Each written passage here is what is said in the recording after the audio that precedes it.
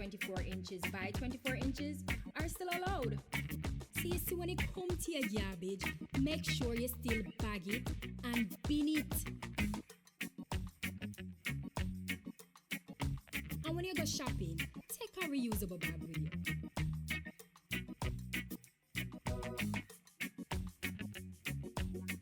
Emergency of Jamaica. Brought to you by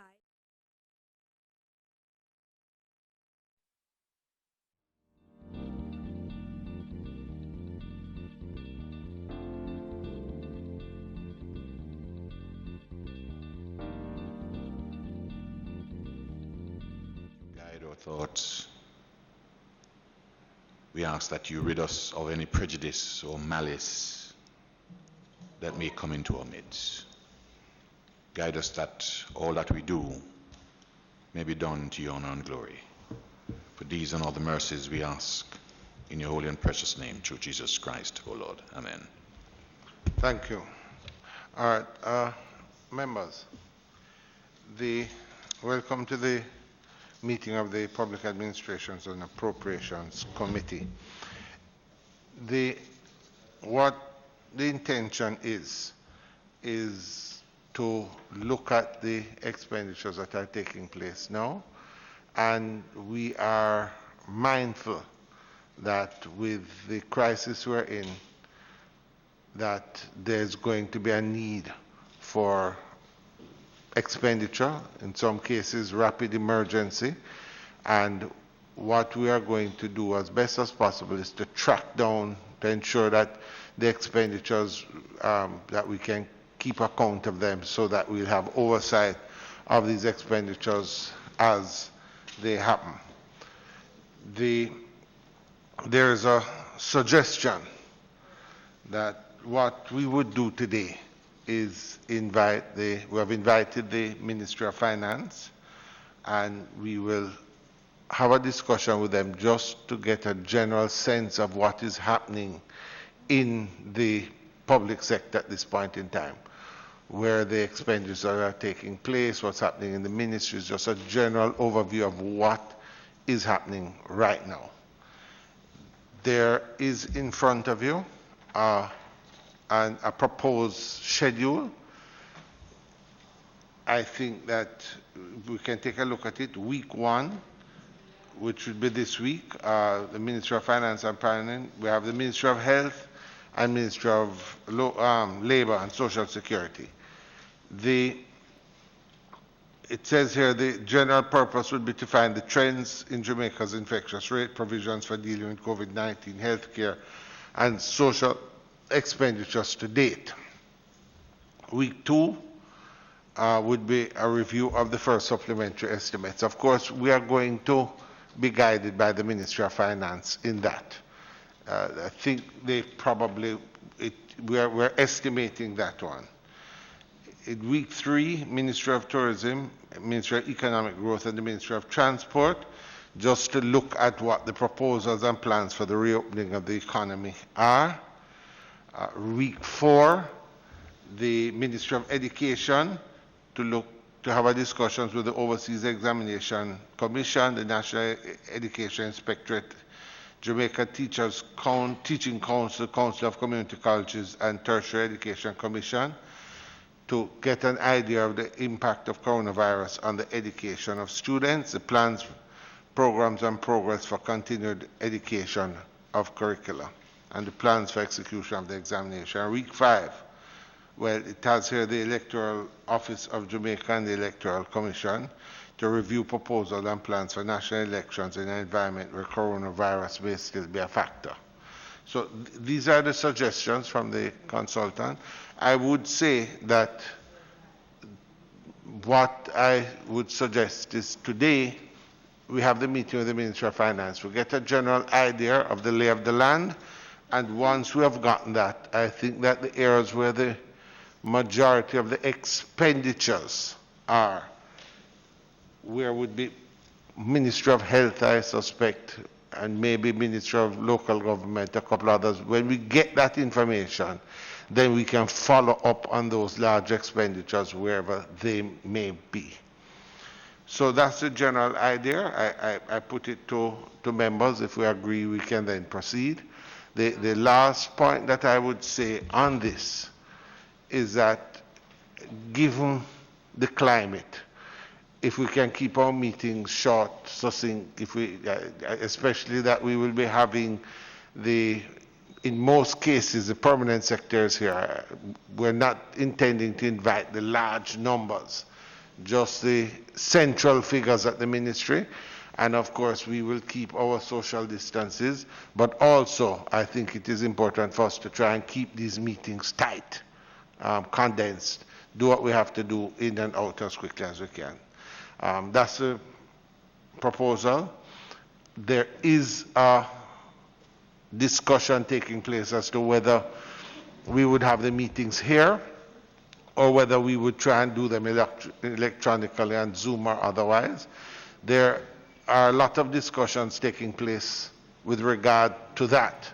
I would suggest that for the first meeting or the first two meetings, let us continue with the system we have now until all the kinks and the legal arguments are worked out, and then we can determine as a committee how we proceed, whether physically or electronically, to hold our meetings. So with that, I open it up to members if there are any comments or if we are in agreement with the proposed agenda and the mechanism of moving forward. No comments, so I take it that we agree. All in favor? Okay. All right, with that, let us invite the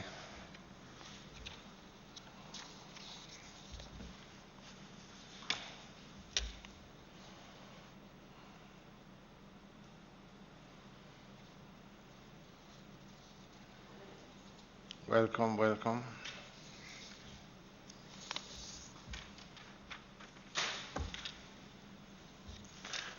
For the records, we have apologies from members Terry Long, Dunn, Dalrymple Filbert, Brown, and Stewart.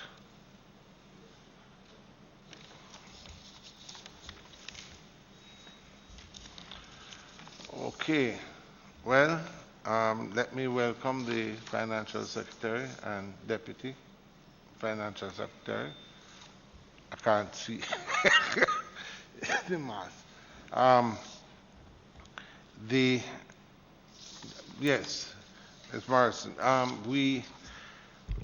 the intention of the committee today is to start just taking a look at the budgets that we have presented, and also there was some expenditure that we had passed in the third supplementary,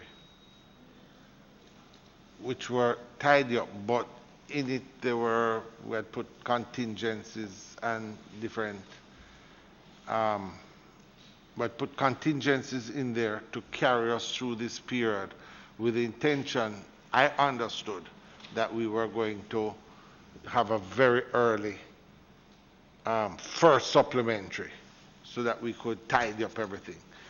As a matter of fact, one of the things that I understood from the Prime Minister and the Minister of Finance in the presentation on the third supplementary last month is that the funds that were to go to the members of Parliament would not be available until, we had been told, the 8th or 9th of April, because they wanted to pass a first supplementary in the first week, which is, I think, what was my understanding at that time.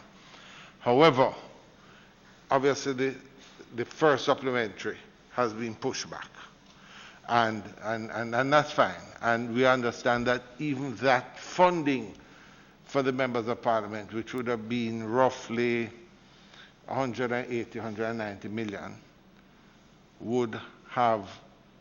is now coming from the contingency fund. What we need, I think, what's important for us is that we're in an interesting period of time now. We have just gone through a supplementary a month ago, third supplementary. The budget has been passed. We're in a new budget, awaiting within a matter of weeks a first supplementary, but the work of government is going on. I think it's important for us to get a lay of the land from the Ministry of Finance. What is happening? How are the supplementaries or the contingency funds being used? Where are the large emergency expenditures taking place? We understand these are absolutely necessary and we all agree with it, but we just want to know that we are crossing our T's and dotting our I's. So we have asked you today just to sort of give us a lay of the land, let us know what the situation is, and then if there are areas where there are large expenditures, important as they may be, we can then follow up and ensure that the proper systems of government are in place to monitor these expenditures. So with that, I turn it over to you. Welcome. We are hoping we can keep the meeting short so that you can get back and we can minimize contact as much as possible. So welcome on behalf of the committee, and I turn it over to you to properly introduce your team, because the Hansard will have difficulty recognizing members. Good morning. With me today is Mrs. Loris Jarrett, Deputy Financial Secretary, Public Expenditure Division, and Mr. Courtney Williams, Deputy Financial Secretary, Technical Coordination.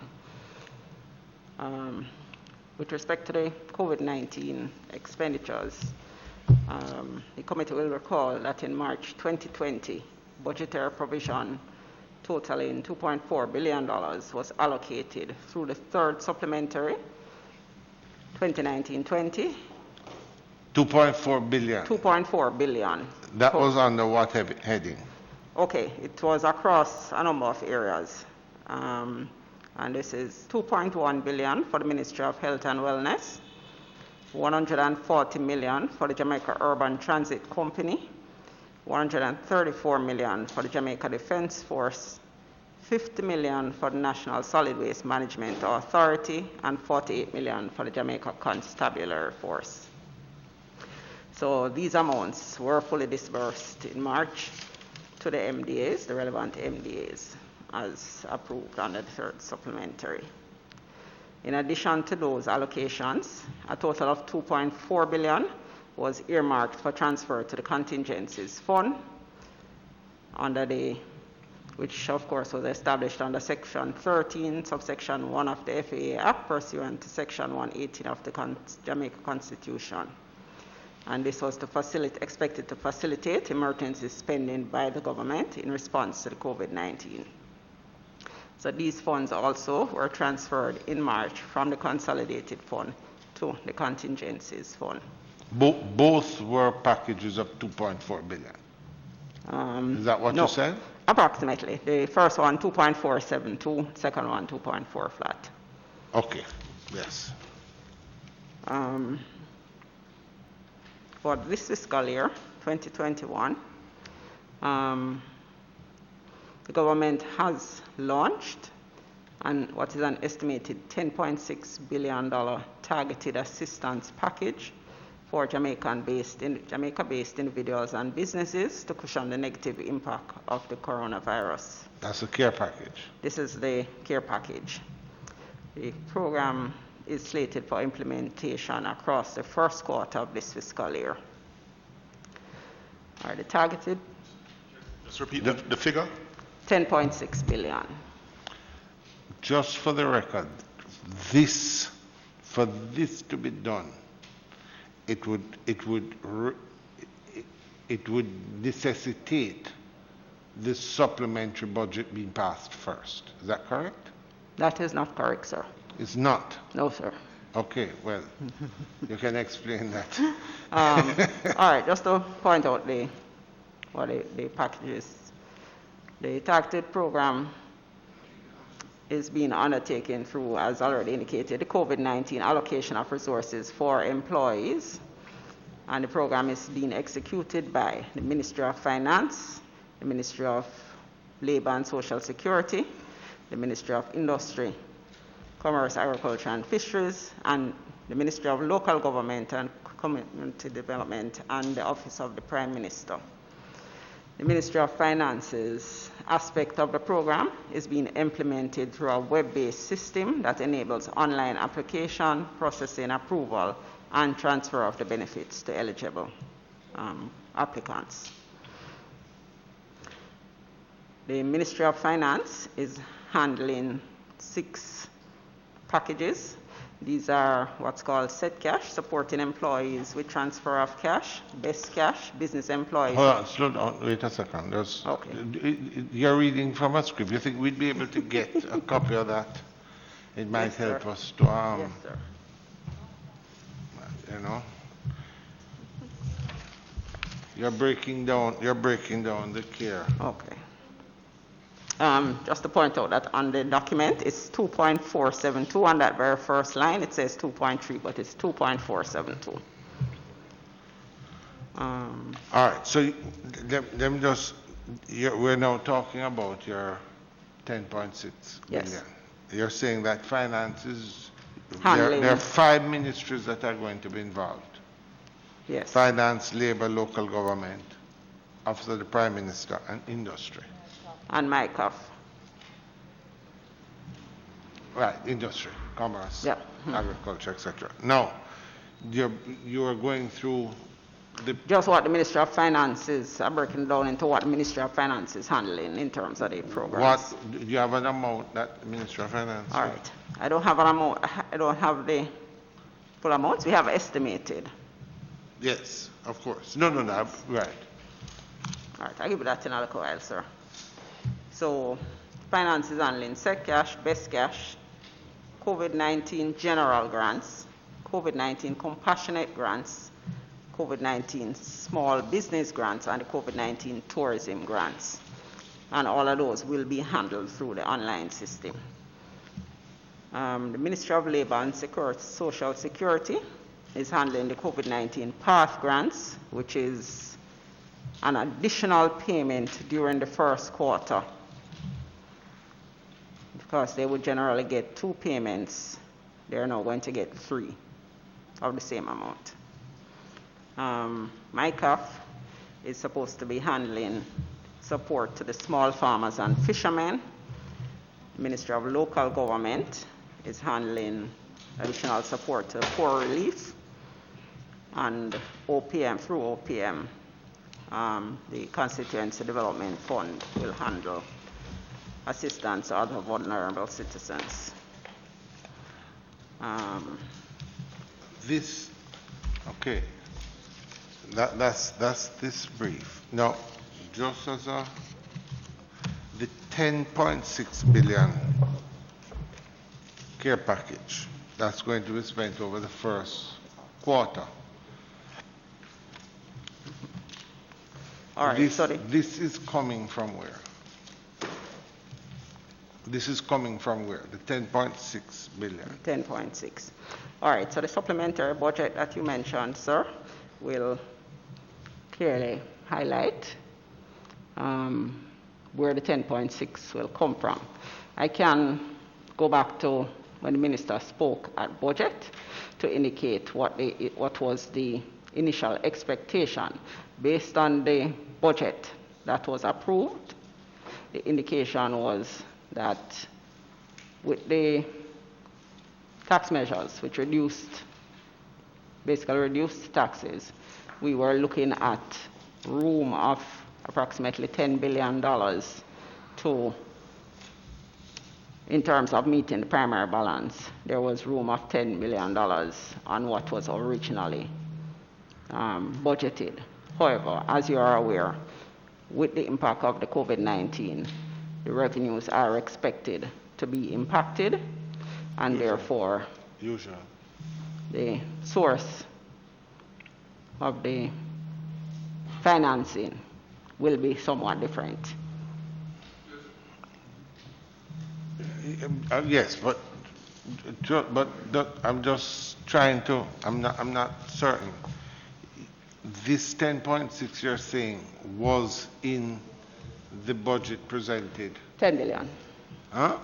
There was room. It wasn't incorporated into the budget, but in terms of what the minister outlined, he reduced the primary balance target to 5.4%. Yes. That reduction and what was budgeted left a space of $10 billion that had not been allocated.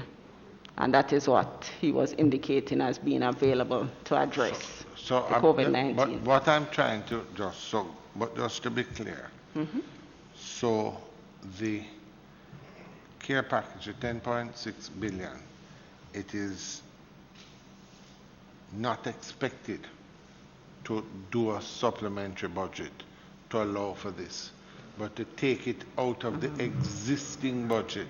No. And then move on? I'm just trying to be clear. No, we still need to do a supplementary because the care package would not have been captured in the expenditure budget that was tabled. But that's the point I was trying to make. Right, the actual expenditure was not captured, but the tabled or the approved budget was approved at a primary balance of 5.8% of GDP, but the target is 5.4, and therefore, let's say nothing else had changed. There was room. What you're saying is that there is within the budget, there are funds that could accommodate under the budget that was approved. The care package. However, I'm just saying proper governance procedures would be if it was not captured in the expenditure that it would have to, or it would necessitate a supplementary budget. Yes. So back to the original point. Is it that we are to expect a supplementary budget to allow us to spend this, or is it that the feeling is that you could do it without the supplementary budget, and then, well, I'm not certain how you would do that. That's the point I'm trying to make, because this doesn't come from contingencies. This is coming from budget. All right, sir. So, given that we estimate the package at 10.6, we would need to do a supplementary to spend that 10.6. However, in terms of starting the spending, we do have a contingency fund that is in place to address disasters and emergency spending, which then gets corrected or properly formalized when you do the supplementary. So the spending is able to start utilizing the contingency before we actually do the supplementary. We don't have a problem with that, but I'm saying we have to go through, and that's why this committee is so important, just to manage and monitor, because as I said, they're coming out of now emergency contingencies, which we are going to then try and fit back into the package when you do the supplementary. Is that correct? Yes, we will. Okay. Member Jackson, you wanted to? All right. Okay, so what we have here, just the major expenditures so far in the third supplementary went to health and wellness, which was the lion's share, 2.1 billion. Yes. JUTC was 140, the 134 for JDF, 50 for National Solid Waste, and 48 for JCF. Now, under normal circumstances, we would get the supplementary budgets are intended really for expenditures that would be completed at the end of the financial year. But these are not normal times, and I think within the context. No, but these were done. All of this money was disbursed in March 2020 to the relevant ministries and departments. So you're saying that the 2.1 billion, we had that supplementary when? What date was the supplementary? The 24th of March, which have left us a week. So, so what we would have to do, again, all these funds to Health, JUTC, JDF, Solid Waste, and JCF. This 2.4 billion was dispersed for expenditure, supposedly within that time frame. All right. With respect to the Ministry of Health, we would have pointed out that they had started getting the funds before the supplementary. And it was a tidying they up, were advanced. tidying right. up effort. Was But, done. yes.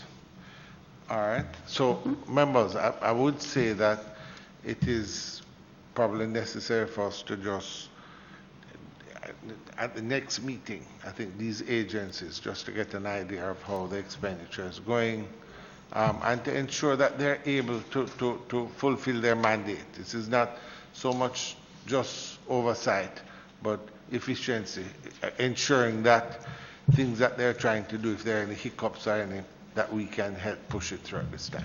Member Palmer?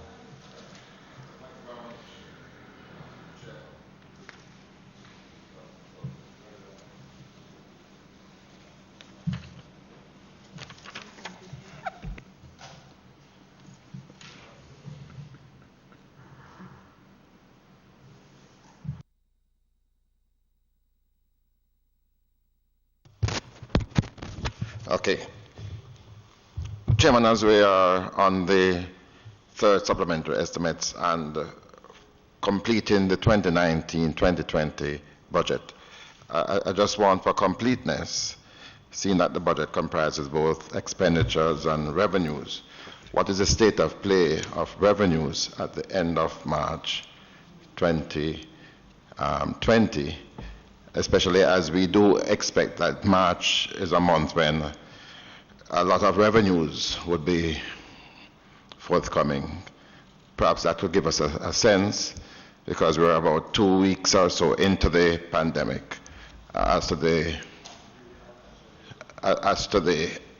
activities of revenues. And then probably you could also let us know, since the start of the new financial year, where we are at in terms of the revenues projected. All right, we are just trying to access the outturn for 1920. We came in more or less around the estimated budget at third supplementary. Pardon, I'm not hearing clearly. Can you repeat that? We came in just about around what was estimated, but Mr. Williams is just trying to pull it up. We didn't come with the actual information.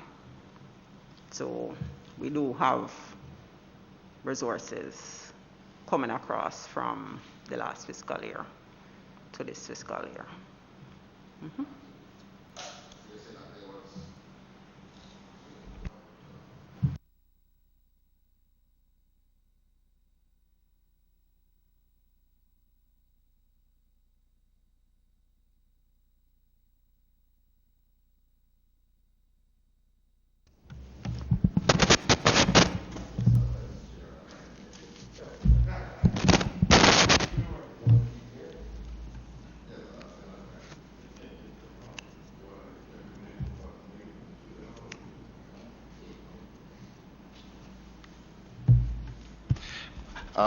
Perhaps you could just remind us what was the budgeted revenues and what was the outturn come the 31st of March.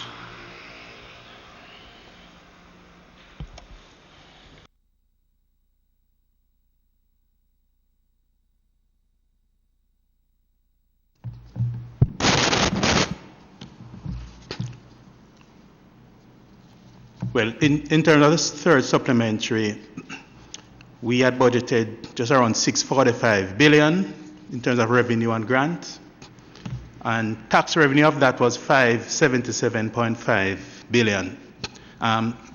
Still searching to get the exact outturn, but we were broadly in line with what we forecast, because the third supplementary was done in March. See, we're quite close to the end of the fiscal year by that time. And what I would say is that even at the income tax collections, where we normally would get a surge in March, those came in as expected. So there was no major deviation at that point. So far for this month, it's still early to to so determine the outturn. But one of the things that we can expect to see in April, you're likely to get a bounce, particularly in the consumption taxes.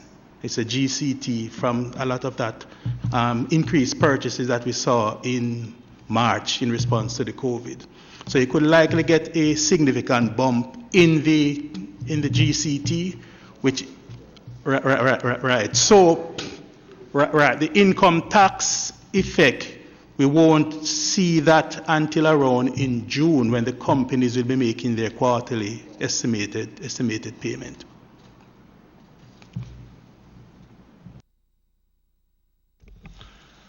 All right. Yes. Just an observation, and I'm not too certain if it's something that can work. Will there be a committee set up to look at how the expenditure for this $10.6 billion is being carried out? That's our committee. That's our committee. This is our committee, so there will be no subcommittee of any kind? No. What I intend to do with the permission of members is to ask the clerk to write to these agencies and ministries and ask them if by Friday possibly, because we don't give us a broad outline of what the expenditures were intended for. I think something came in when the supplementary, we got a general outline of what it was supposed to do, but we would want some more and better specifics, and we are now at a point where probably a large percentage of these have been spent. What we need to do now is to look at it and determine, and then what I would say to members is that on Friday we could send out an email or on Monday, based on the reports we get back, and indicate who we feel it is necessary. Some of them is housekeeping, some of the things are there. I'm pretty certain that with an expenditure of $2.1 billion in health and wellness, and the number of projects and the importance to us now, that this may be something that we would look at. But then again, there are issues with that, because as we know, I think members of the ministry are either in quarantine or isolation, but there would be people who would be in charge of it at this time. So let us determine as a committee how we take it from there. But we would take a look at the expenditures, this $2.467 billion. We would look at it. Is that we have a number of other agencies that we need to look at. And in regards to this particular case, in the COVID, for us to be able to do proper oversight. Which ones are you suggesting? In terms of the 10.6 or whatever it is. I'm just saying that for us to have a proper oversight, I am not certain if we would be able to follow the itinerary that was given to us. Oh, no, as I said, the itinerary really gives a schedule, but each one of them takes, usually if we take the Ministry of Education and you put it week 1, but you're estimating if it takes you 2-3 weeks, then you move to the second one afterwards. In this case, we're looking at the emergency expenditures are at week 1. So it necessitates us looking at that expenditure, being comfortable before we move on to the next one. Yes, hold on, Member Phillips. Chair, thanks. Just want to get an understanding, FS. Out of this $10.6 billion, you're not yet able to tell us the breakdown between each ministry and agency that will be allotted. So how much will be given to the Ministry of Finance? Are you able to give us that as it? Yes, I can give you by the agency. Sure. So The Ministry of Labour and Social Security would be 1.1 billion. The MICAF is 200 million. MICA is how much? 200 million. Ministry of Local Government is 150 million. The Office of the Prime Minister for the CDF would be 189 million. And, So this, just as a matter of interest, this is coming out of the CARE. Out of the 10.6 right. billion. All of that is captured in the Yeah. 10.6. All right, go ahead. All right, we'll clear it up after. Go ahead. No, let her finish. Labor? Right, so the remainder of approximately 9 billion is under the Ministry of Finance. That Will be that disbursed includes the through tourism the Ministry grant. of Finance, including How the much? tourism How much? That grant. includes Yeah. everything. What's the back? Ministry of Finance is how much? Approximately 9 billion. 9 And the billion. Labor? Billion. How much? Billion. 1 billion. Nine. Ministry of Labour is 150 million. Yes. Yeah. So 9 billion. No, sorry. Ministry of Local Government is 150. Ministry of Right, Labour sorry, is sorry. 1.1. Oh, 1.1 billion for Ministry of Labour and Social Security. So a question, though, FS. You are managing, you at the Ministry of Finance, you're managing sort of the grants to employees, grants to compassionate care, etc., etc. It's straight Ministry of Finance. The Ministry of Finance, because we have set up an online system through which they will operate. Let me say why. Okay, sure.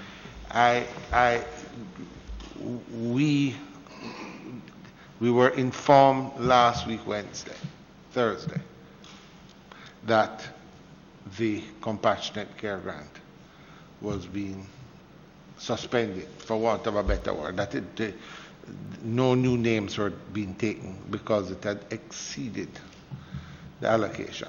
Now, for example, I have a little issue because in my constituency, I had a meeting set for that day with churches and others, and we were going through a number of persons who really are in need, but don't have the capacity. Many of them are older, and don't have the cell phone with all the fandangles, and if you ask them to go online, it's a problem. Many of them are in dire straits and shut in. And so we were having a discussion with the churches fraternal to see how we could reach out to deal with them. And we were informed that the compassionate care grant has been terminated or closed. Now, the problem is you have got a lot of names, which are just names. Is it your intention to do any due diligence, or is it that you just, as a Ministry of Finance, take names because you now do recognize that there's a whole side of persons who are really in need, who have no option now? So do you feel this was the best way to have proceeded with this? In other words, a first come, first serve. And that's point number one. And point number two, it's a list of names that come in. Persons could have just sent in lists that really don't have anything to do with need, but just have the ability to have just gotten the names quickly and sent them in. Now, is it that you just pay out what you have because it's easy? You just get a list and whoever is written up, you just pay it out? Or is there some due diligence that's going to be done? And thirdly, I would suspect, I mean, this is really a rhetorical question, but I suspect that the system is going to now ensure that no person can get 2 checks, that there is a cross-checking of all, so that you don't get somebody getting the compassionate and business and the et cetera, et cetera. I'm just trying for completeness to understand you who are managing this bulk, because one would have thought that the compassionate care, the Ministry of with responsibility for social security, labor, which would have its list of all these persons who are poor relief, or the Ministry of Local Government, which has the parish council, which have a poor relief office, would understand and be closely related to all of these problems on the ground, would have some input to do with it. So just trying to understand how you intend to proceed with this program in particular. And Chair, when you're done, because I hadn't finished my questioning, so when you're done, I want to. Oh, sorry. Yeah.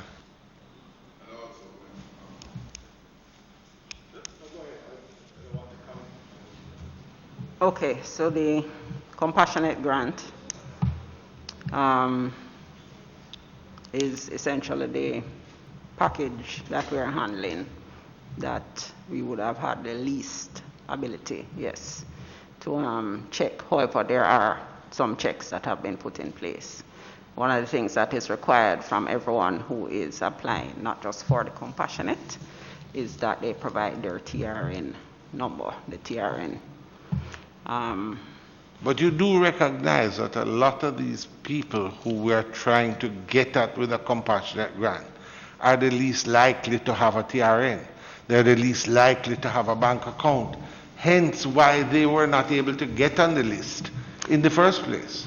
All right, so the compassionate again is being facilitated through remittance agencies, not just the bank accounts. This is the one for which we have allowed the persons to indicate if they want to send to a remittance agency. They still need to have a TRN. So the TRN is the main factor that allows us to check against all of the others as to whether or not you are being addressed elsewhere. And that's across the board. So when we do set cash, the TRN will also be checked on the others to ensure that we are not paying these persons. But twice. in terms of verifying, checking anything on the compassionate, it's not. It's straightforward, first come, first serve. Whoever made up the list first get through, so and who don't get on, don't get on. We also do a payroll check, since there are those other things in place. If you are appearing on the payroll somewhere, then you are not going to be eligible for the compassionate. If you appear on a payroll, then you're not eligible. If you appear anywhere on PAYE or some other form of income, you will not. You are not eligible. Including PATH? No. Yeah, no, PATH beneficiaries can benefit from the compassionate grant. That's as I say, for each program there we have a set of criteria. So why didn't you just, if that was the case across the board, why didn't you just give all the PATH beneficiaries? Why didn't you just say X amount go to PATH beneficiaries rather than asking them to apply? You have those documents in your ministry. No, the 1.1 billion that the FS outlined earlier for Ministry of Labour and Social Security is specifically for PATH beneficiaries to get an extra payment. So there's that specific part of the CARE program for PATH beneficiaries. Separate and apart from that, and I'm agreeing with you. We're just trying to clarify. So, but are they allowed to get a compassionate grant on top of that? Yes, they are allowed. They are allowed because remember, the PATH beneficiaries would not have appeared on a payroll. So when you apply for the compassionate grant, the main check is to see is that TRN linked to an income that shows that you're actually on a payroll. But I'm agreeing with you, but why would you give some PAYE and not another? Only because who applied and who didn't apply? Wouldn't it be a structured program? Well, the compassionate grant, just to go back to it, for the unemployed. Chair, before you go, can we just let's start from the top and give us a criteria for each, right? So we can get a better understanding, and then we jump into who can benefit, who can't, and then go on. So start with the set cash. All right, for the set cash, this is for people who would have lost their jobs on or after March 10 up to the end of June, during that period. So the set cash, I would say, you would have lost your job. You can apply for this set cash. And you need to be below the income tax threshold of 1.5 million per annum. So in terms of qualifying, the person who loses a job would go online, apply, indicate that they have lost their job. But they would have that PAYE. Right, that would be linked to the PAYE. And then the employer would be required to upload what is called a P45 form to indicate that this person was employed up to that period, and hence this person, based on the income, the 1.5 threshold, would be eligible to benefit from this set cash. All right, so supposedly then the employee does the submission, but the employer doesn't do his part, and the employee decides to just go through the compassionate grant because nothing from the boss. All right. He comes up on the PAYE and you just overlook him, what happens to that? Right. If the employer doesn't upload the P45 to indicate, because that is the other check. So the first point, the employee applies to say, I've been laid off, so I need to get this. We know he's going to check that against the employer's information, requiring the employer to indicate through the system with an upload of the P45 that yes, this person indeed lost his or her job. And that this was the income level of the person. So the person is but I'm just saying, at or below the threshold. If the employer doesn't follow up with that P45, then what happens to that individual? What we do is that the TAJ, because this is done through TAJ, would actually reach out to the employer to advise the employer that your former employee has applied for this. We need to confirm that in fact this person was employed here and has lost the job and was being paid at this income. So please submit. So we expect that cooperation from the employer to provide that information to do that cross-check. And when is a cutoff for that set cash? Well, the set cash is over a 3-month period. So the which ends? The end of June. 30th of June. All right. Okay. All right. Best cash now. Just to follow up, very important point. 2 things. 1, what about the contract worker? All right.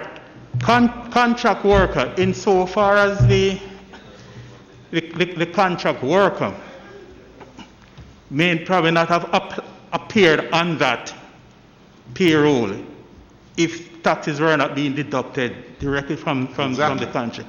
So that contract worker, there are other areas in the care system that the person could actually look at for applying. For example, there's a small business section where the contract worker, depending on that person's particular situation, may qualify under another section of the care.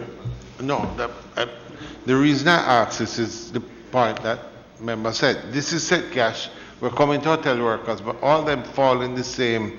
You have a large percentage of our employees or workers who are contract workers. They're not small businesses. They're not compassionate. They work in the sector, but being contract, they're not on NHT or NIS in a large set of cases and don't appear generally. They may appear under the terms wages for tax purposes, but not specifically identified. So is it that they're falling through a loophole, or is there something that catches them in this process? Right, but those people like you just described, could actually apply for the compassionate grant. But that's closed. So I said it could apply, and we are reviewing. We're actually reviewing that to see whether or not there would be any room. FS. All right. Sorry, FS. Right, so we tried to consider everybody who might need assistance, and that is why there are actually so many packages. We realized that not everybody would show up on the payroll, and hence things like the compassionate grant. You also have the general grant, you have the small business, as he said. So we tried to put something that each person who might need assistance from the lower end, because that is who we are trying to assist, would fall in. Is it So, but yeah, Is but I'm it- is just it- wondering. So, all right. I'm Chair, trying to get go back ahead, to go ahead. the contract worker.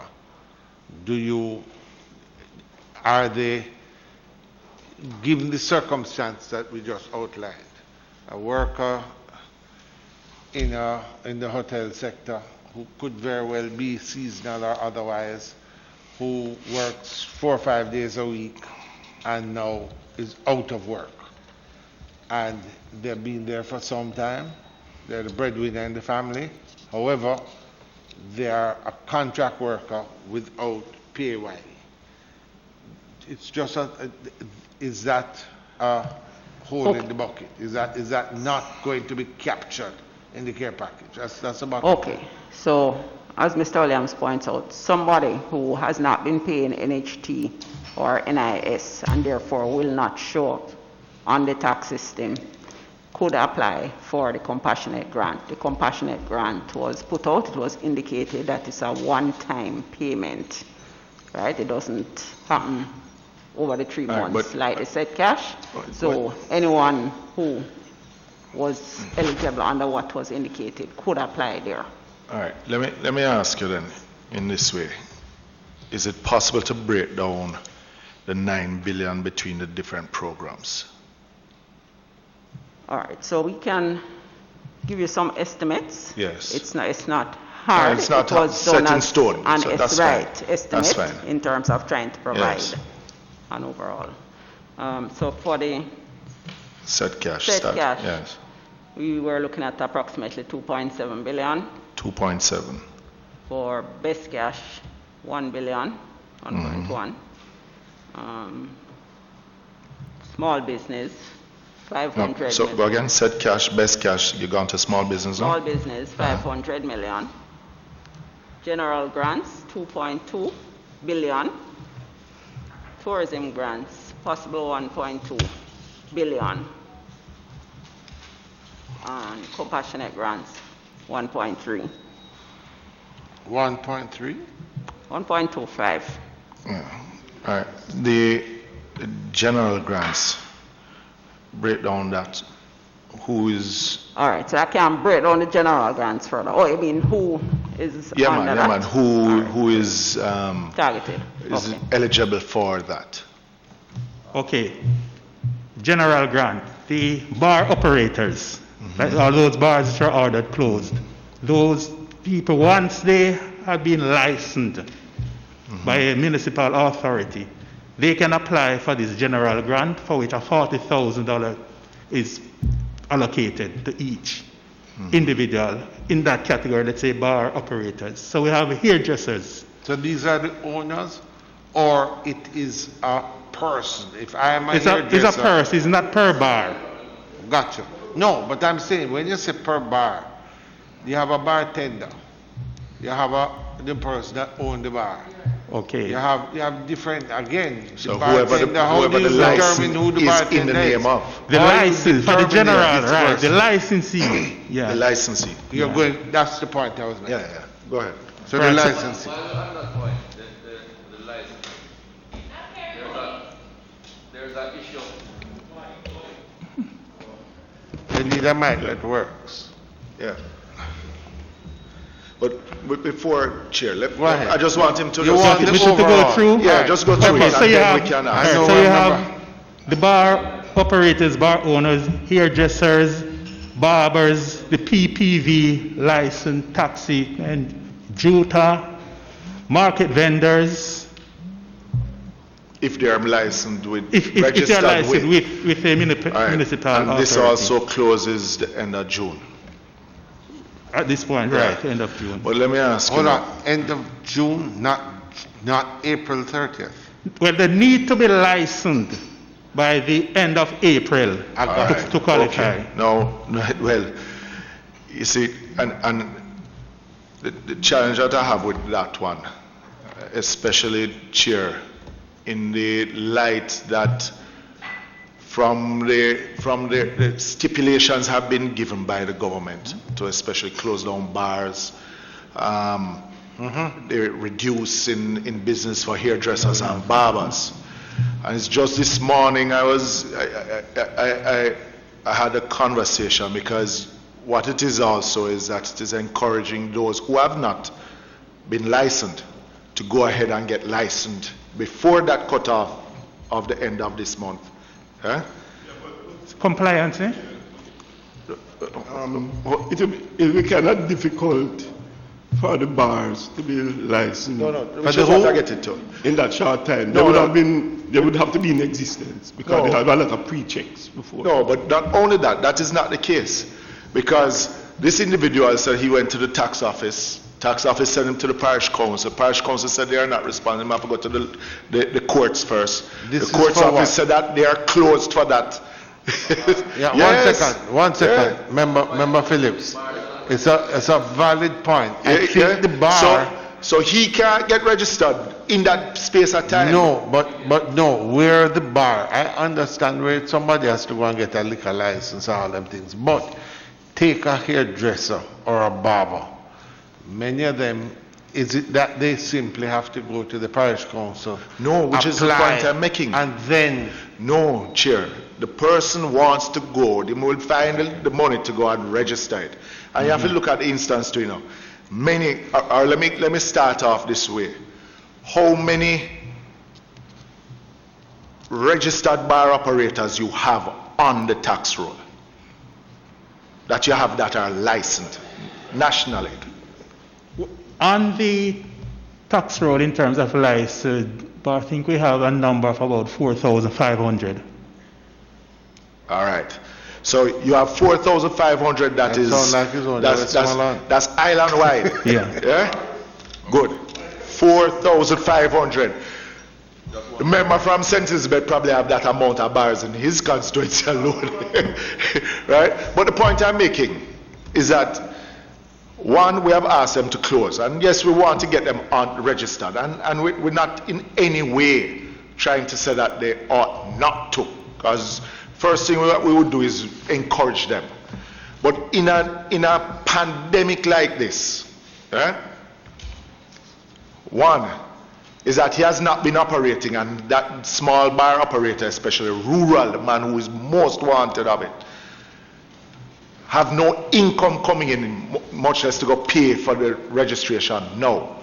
Secondly, if I am to follow the story one of my constituents gave me just this morning, that he said that he borrowed the money that he's going to go because he want the grant. So he goes to the tax office says can't work, so he have to go to the parish council.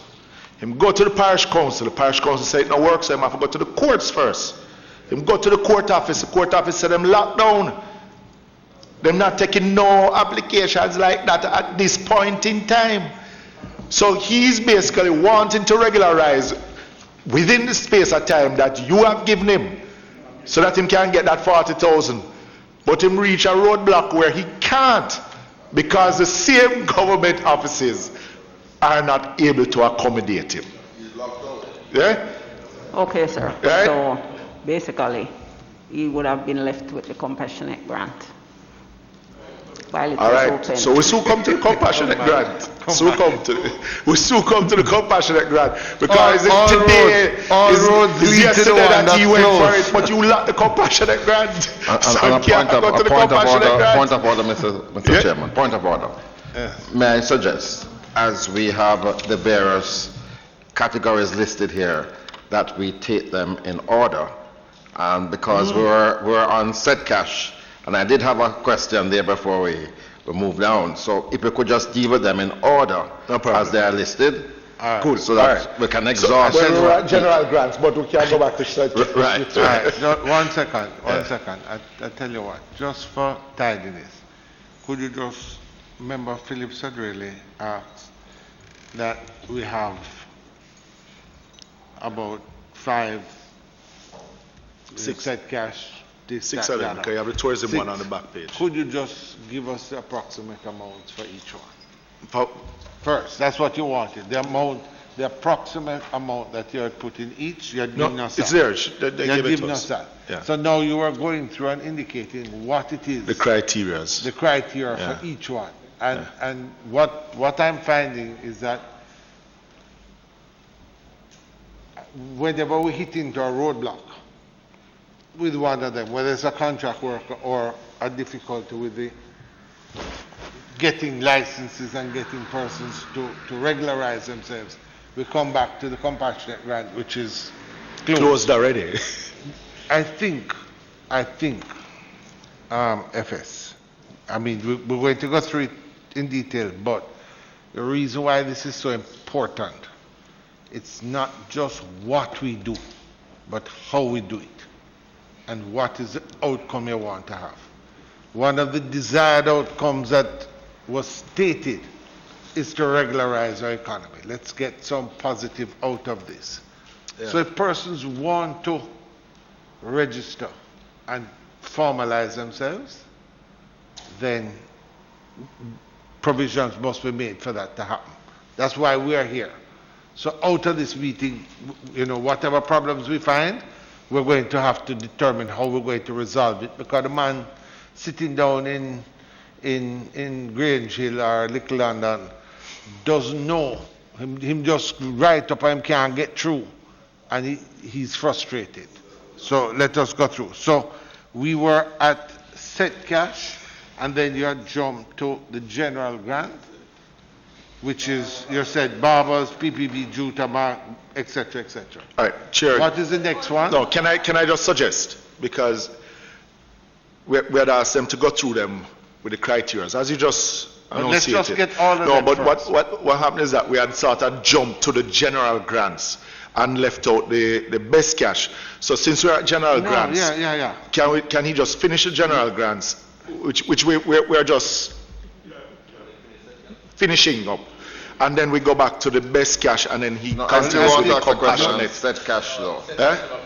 I think that's what I said. We had sort of move on from, but we can move back to set Let me cash. just say this. The problem is that you had asked for the criteria for all. Well, he's going through them. 1 second, member. Yeah. The criteria for all. But having gone and moved on, there are persons that still want clarification. So let us just generally get the criteria for all, and then we'll take them so that members get a chance to ask questions specifically. Okay? All right. So you had given us the criteria for the set cash. So you had given us for the general grants. You have given us that. So just go to the best cash and then move down. Right. But just to close it, the general grant, as I say, registration with a municipality, or in the case of those in the tourism sector, with the TPD code. So what will happen is that when those people apply, we will be checking that against a list from, let's say, local government of who are the registered operators. Similarly, with TPD code, to see, for example, golf caddy. So if someone applies and says, well, I'm a golf caddy, we need to see that on TPD code's list that this person is a registered golf caddy or a craft vendor. So that's the check that we will do against the list from these municipal authorities as well as the TPD code. But the issue we are having as members of parliament, there's some informality in the system. Okay? And remember, I asked you the question, how many registered bar holders you have? And I don't know if this has to do with clubs and thing, which is required to have it, the spirit license. Now, when a constituency like mine, which is a deep rural, and a member from St. Elizabeth, who have probably more than 4,000 bars in his constituency alone, the issue that you had, and when we went out there to assist some in registering. We picked that up too. So we had to put them in this compassionate grant. But you close a compassionate grant, so many of them might not even. But they are business operators, and it is better to go around and try and encourage them. But the same money that I'm going to use to register is the same money that I'm going to get from you. From the ministry. When I said you, meaning the ministry. So there's an issue out there of how it is that we help those small business operators to sort of survive and to get back up. All right. All right, sir. Remember, so let us, can we just, no, please, can we just get back? You set cash, general grant, best cash. Can you just give us the criteria of each one? Sir? And then we'll have a discussion on the shortcomings or otherwise of them. But let us just get the general. The FS. Absolutely. Can we get the general? I was just pointing out that the Minister of Finance had indicated that they will be assessing the situation with respect to the compassionate grants. So even though it has been closed at this point, it will be assessed. We'll come back to that because we also have to make a recommendation. Could you go to best cash? So the best cash is specifically for the tourism sector in terms of for those entities which have retained employees. What I saying, for each employee retained, there's a payment of $18,000 per month to the employer for each employee that's retained at or below the income tax threshold. For this is 3 month period. 3 months. Right. So that's best cash. That's best cash. The next one, I think we could touch general grant. We have the small. That. Compassionate, we know. Yeah, that doesn't need any further. Talking about 1, 2, 3, 4. We still have the other one is the small business grant. Small. And this is for, there's a threshold on this of a turnover of 50 million. Or less for qualification for the small business grant. The amount is and the 50 million means it's average, let's say, over the last 3 years. And why we do that is that you could have a business last year that earned, let's say, 75 million. But in the prior 2 years, maybe I'd say 10 million. So they may just have been some. How much does that? How much does the small business? It's 100,000 each. And what they would need is just the business tax returns. Right, they need to have tax returns. They need to have filed 2019 year of assessment return in March. That's 100,000 one-off or one-off. Okay. All right, and the last one? 1, 2, 3. And there's a tourism grant. That isn't that the best cash? No, that's separate from the best cash. Okay, the tourism grant? Right, this is intended to be for, let's say, the small tourism businesses that have been significantly or adversely impacted by the COVID and want to see what kind of startup plans they have. So you try to provide some assistance to them to actually get back. Who would fall in that? Where the pan chicken man fall? Well, compassionate. The pan chicken man could have been compassionate, and insofar as he may not have been filing tax return, he would not qualify under the small income. So the tourism grant is what do they need to get the tourism grant? For the tourism? All right. All of the specifics are still being worked out, but how this will work is that a committee will be set up supported by our secretariat out of the Ministry of Tourism that will look at, as I said, there will be some amount of, let me call it, discretion in terms of the committee. What we would do... That's a bad word. No, what we will do is that we set, no, the Ministry from a policy perspective... That's a very bad word. No, we'll set a ceiling. We'll set a ceiling to say this is the maximum amount that an entity can get. But the committee will actually look at each entity's presentation Right, so there are set requirements to apply. You need up-to-date management accounts, projected cash flow statement along with your assumptions, your brief recovery plan, a statement of personal assets and liabilities, and evidence of tax compliance. That's a tourism grant. That's a and tourism what grant. is the Yes. total amount for that? 1.2 billion. The individual, no, the individual Individual is amount not yet. The individual is not yet determined. yet to be determined. Oh. So that's what we're saying. We'll indicate to the committee this is the maximum amount that each can get, but the amount that will be provided to each entity, the committee will look at the particular entity's Yeah, but circumstance. 1.2 is slated for that 1.2 line for item. that, for that item. Well, that's a concept. That's where we have to, I think that's where we're going to come in to sort of monitor and look at how these things and the framework. All right, members, let me move back now. I think there was a discussion on set cash. Because if we finalize the discussion, I think it will capture a lot of the other problems going forward. So, Member Paulwell and Member Daly. Right, so just in relation to set so cash. let me go and then. Is it set cash? It has been a cry coming for you. It's almost institutional. No, I will yield if it's about set cash. My question. Yes. Oh, you're not on set cash? Yes.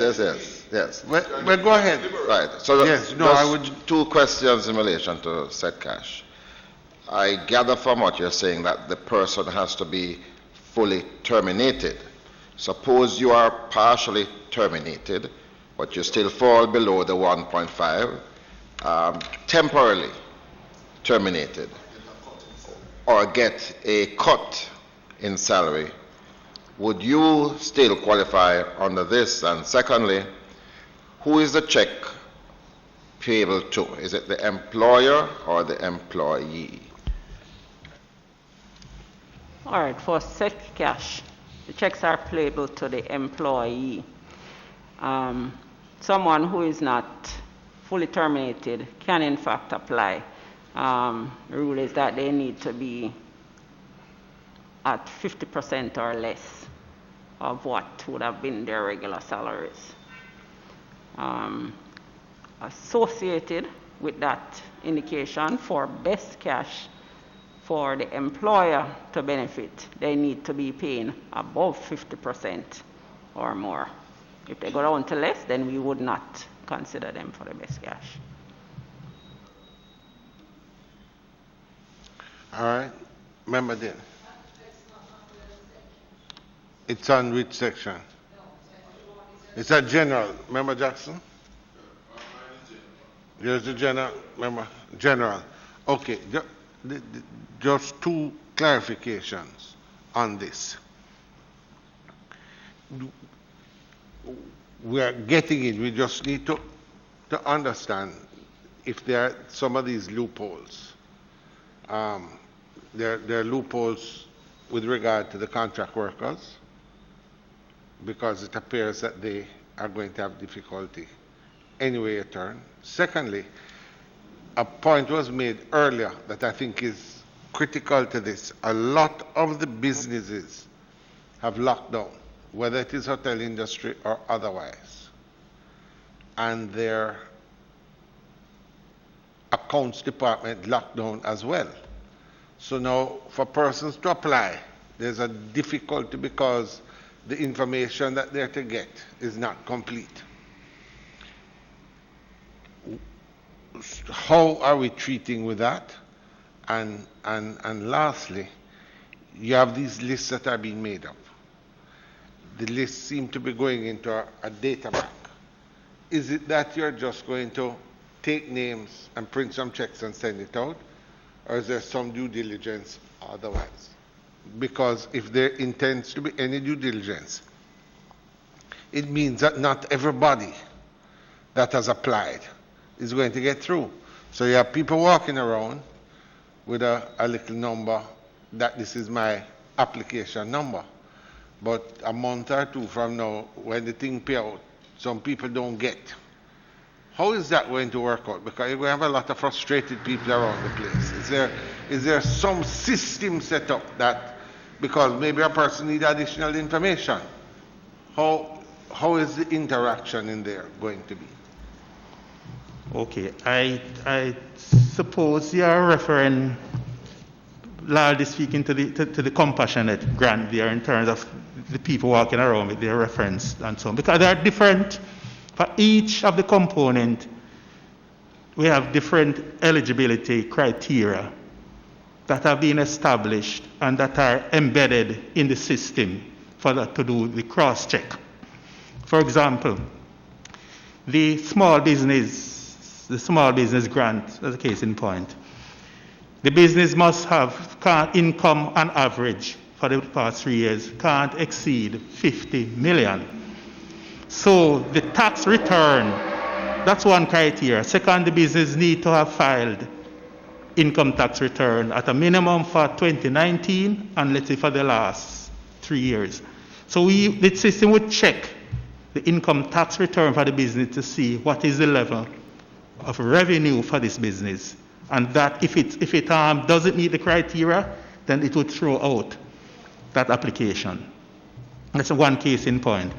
Let's say if we take the general grant and someone who applies, say, I'm a registered barber, but the information that comes in from the municipal authority in that particular parish does not have this person as a registered barber. We'll be saying there's some mismatch there. We can't pay this person because we have not got the documentary evidence from that municipality that this person is actually registered.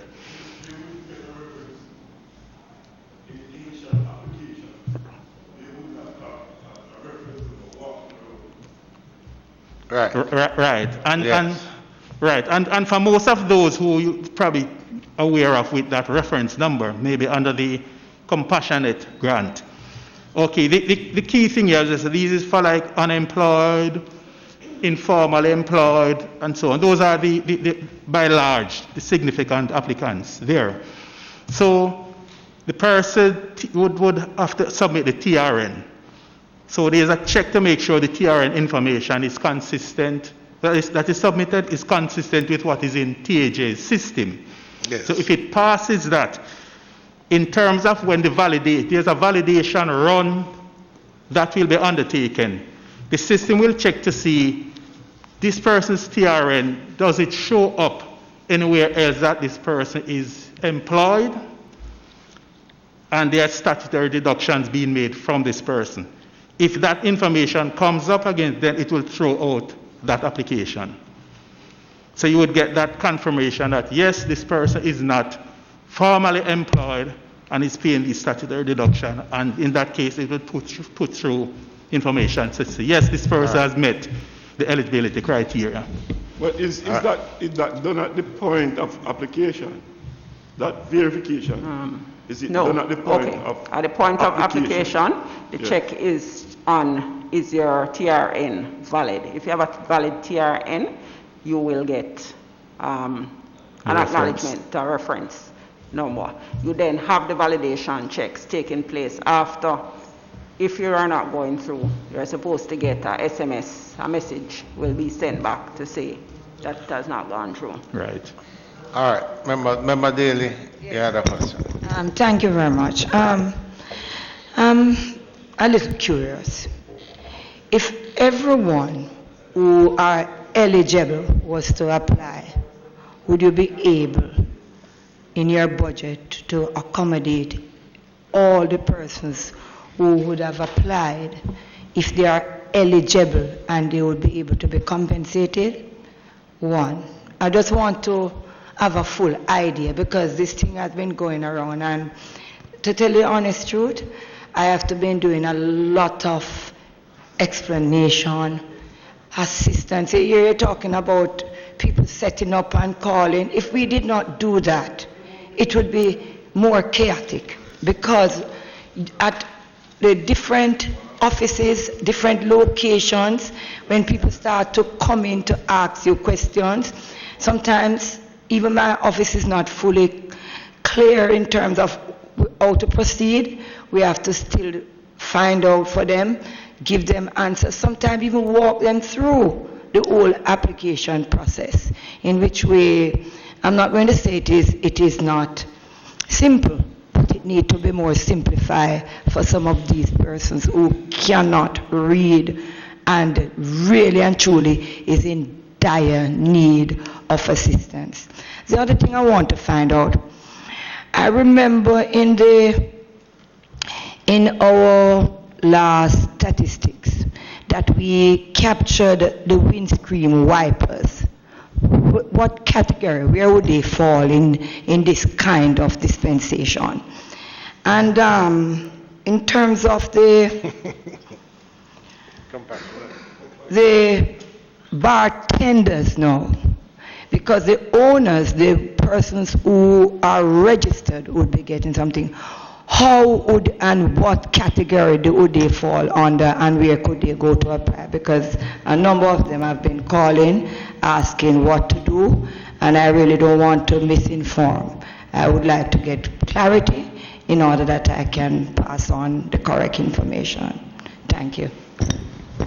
All right, just to address the first section in terms of questions, we have engaged one of the BPO's call centers, and their staff was trained in terms of what it is we're offering, trained to assist persons if they needed assistance in filling out the forms and to provide basic answers to what we anticipated were the questions, as well as questions that have come in. The lists have been updated in terms of providing information to assist the persons.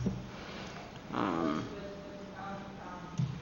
must tell you though, because of sometimes the community that you have to deal with, the BPO is not going. It has to be done. I believe something must be done. If we genuinely want to help, it must go to the local areas in order that people can feel comfortable and feel that they're a part of the system. Something must work out, because at the local level, people prefer to come and to get clarity in order to know whether or not they are in the right.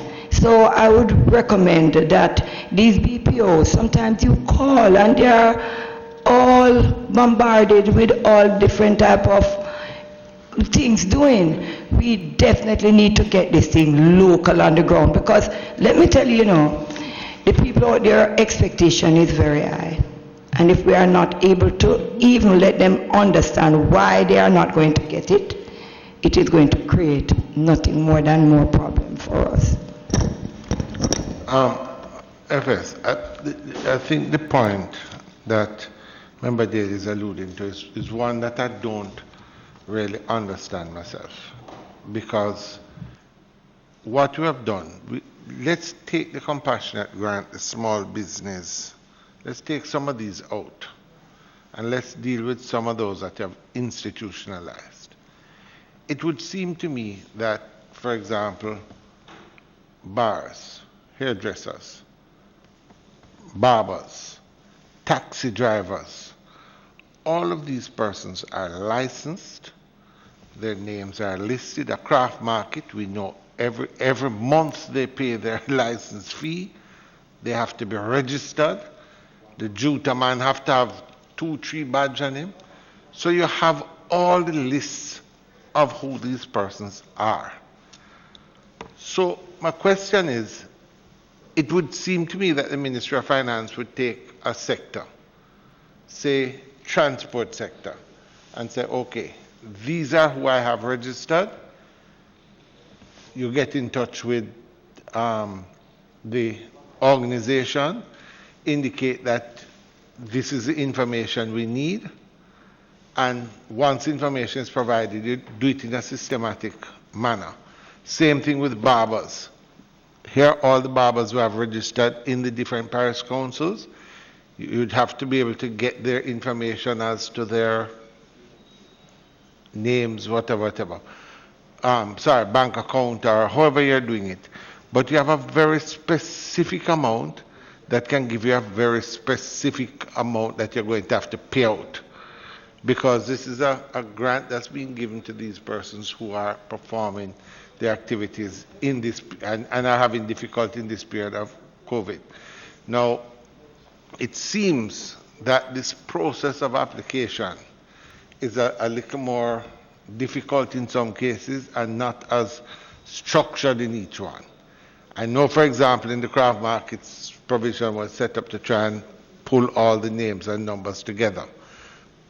But that information is there. And I'm just wondering if at the end of the day, because where you're going to get dislocation is A, those that are left off, probably through maybe no fault of their own or an inability to get in.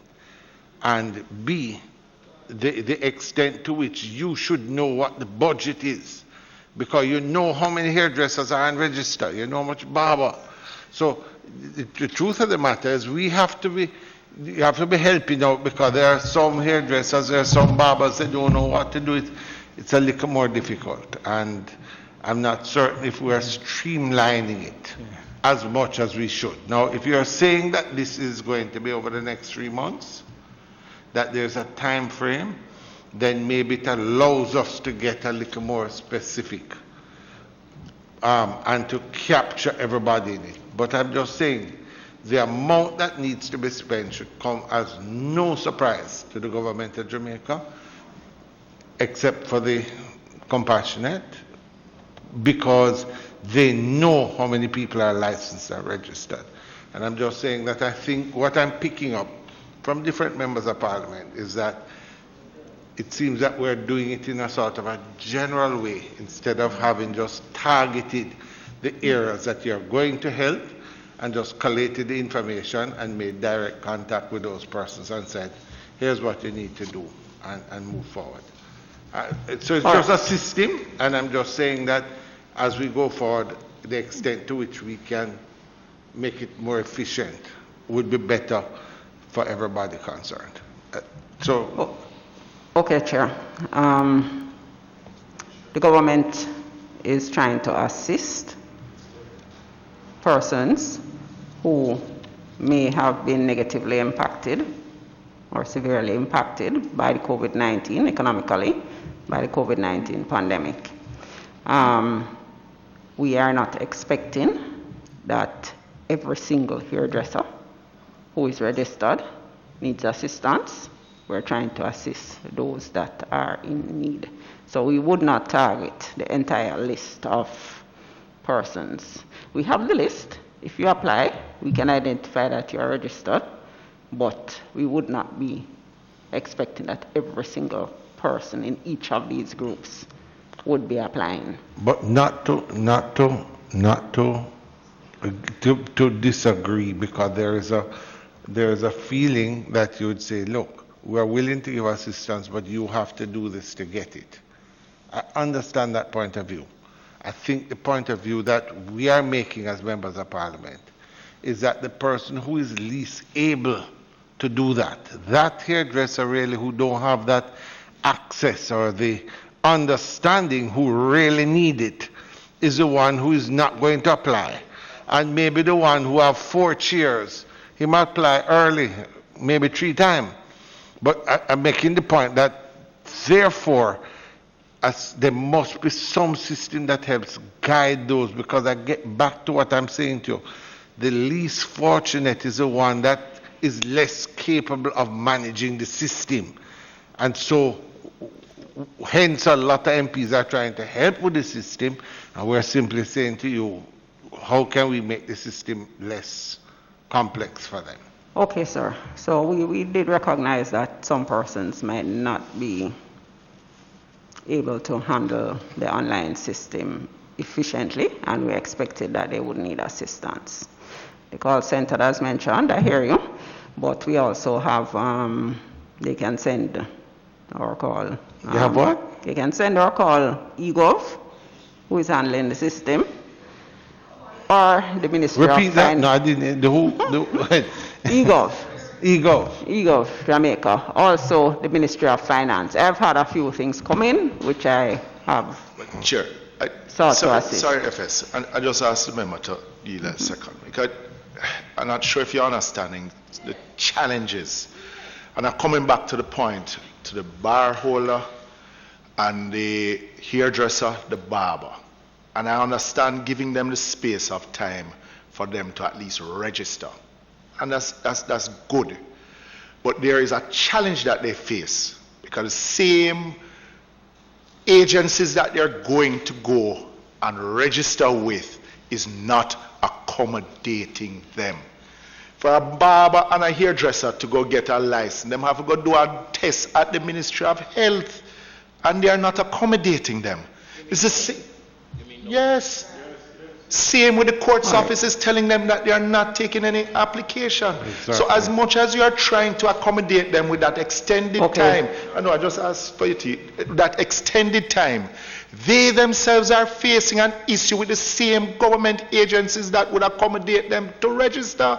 So what does that man from Green Mountain, Manchester, who wanted to register his bar, who cannot apply for the compassionate grant, but is willing to, what does he do now because him not operating because the government has asked him to close?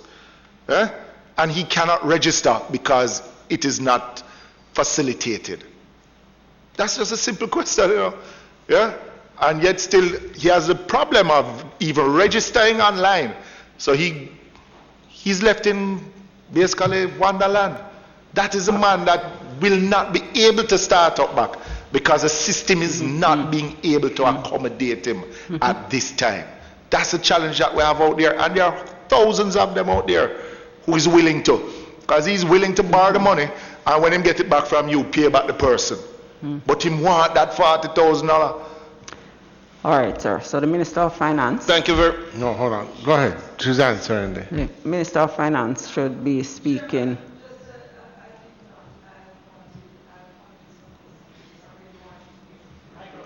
All right, I'm going to address. The Minister of Finance should be speaking, and I think some of what you raised will be addressed when the Minister speaks. In terms of just applying, for those who are able to apply, we expect that there would have been assistance from various levels, from the MPs, from wherever. The windscreen wiper would need to have been under the compassionate. The compassionate, you would need to have applied under the compassionate. The bartender, I think we had pointed out earlier, it is the licensed person who is targeted under the general grant. Other persons who may be working for that licensed person would need to either fall within said cash if they were on a payroll that was being formalized, or under the compassionate if there is no formal record.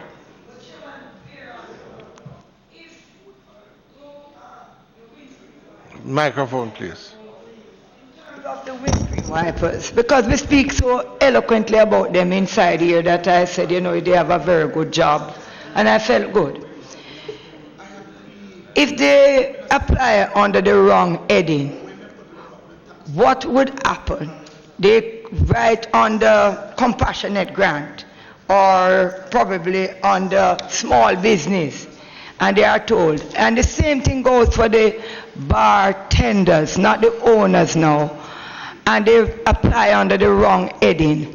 What assistance can be given in terms of guidance so that they will be able to know that they are not just knocked out of the system, but they would be able, there is some kind of adjustment made and they would still be eligible? I just want to know, because these are the questions they are asking on the street. Okay.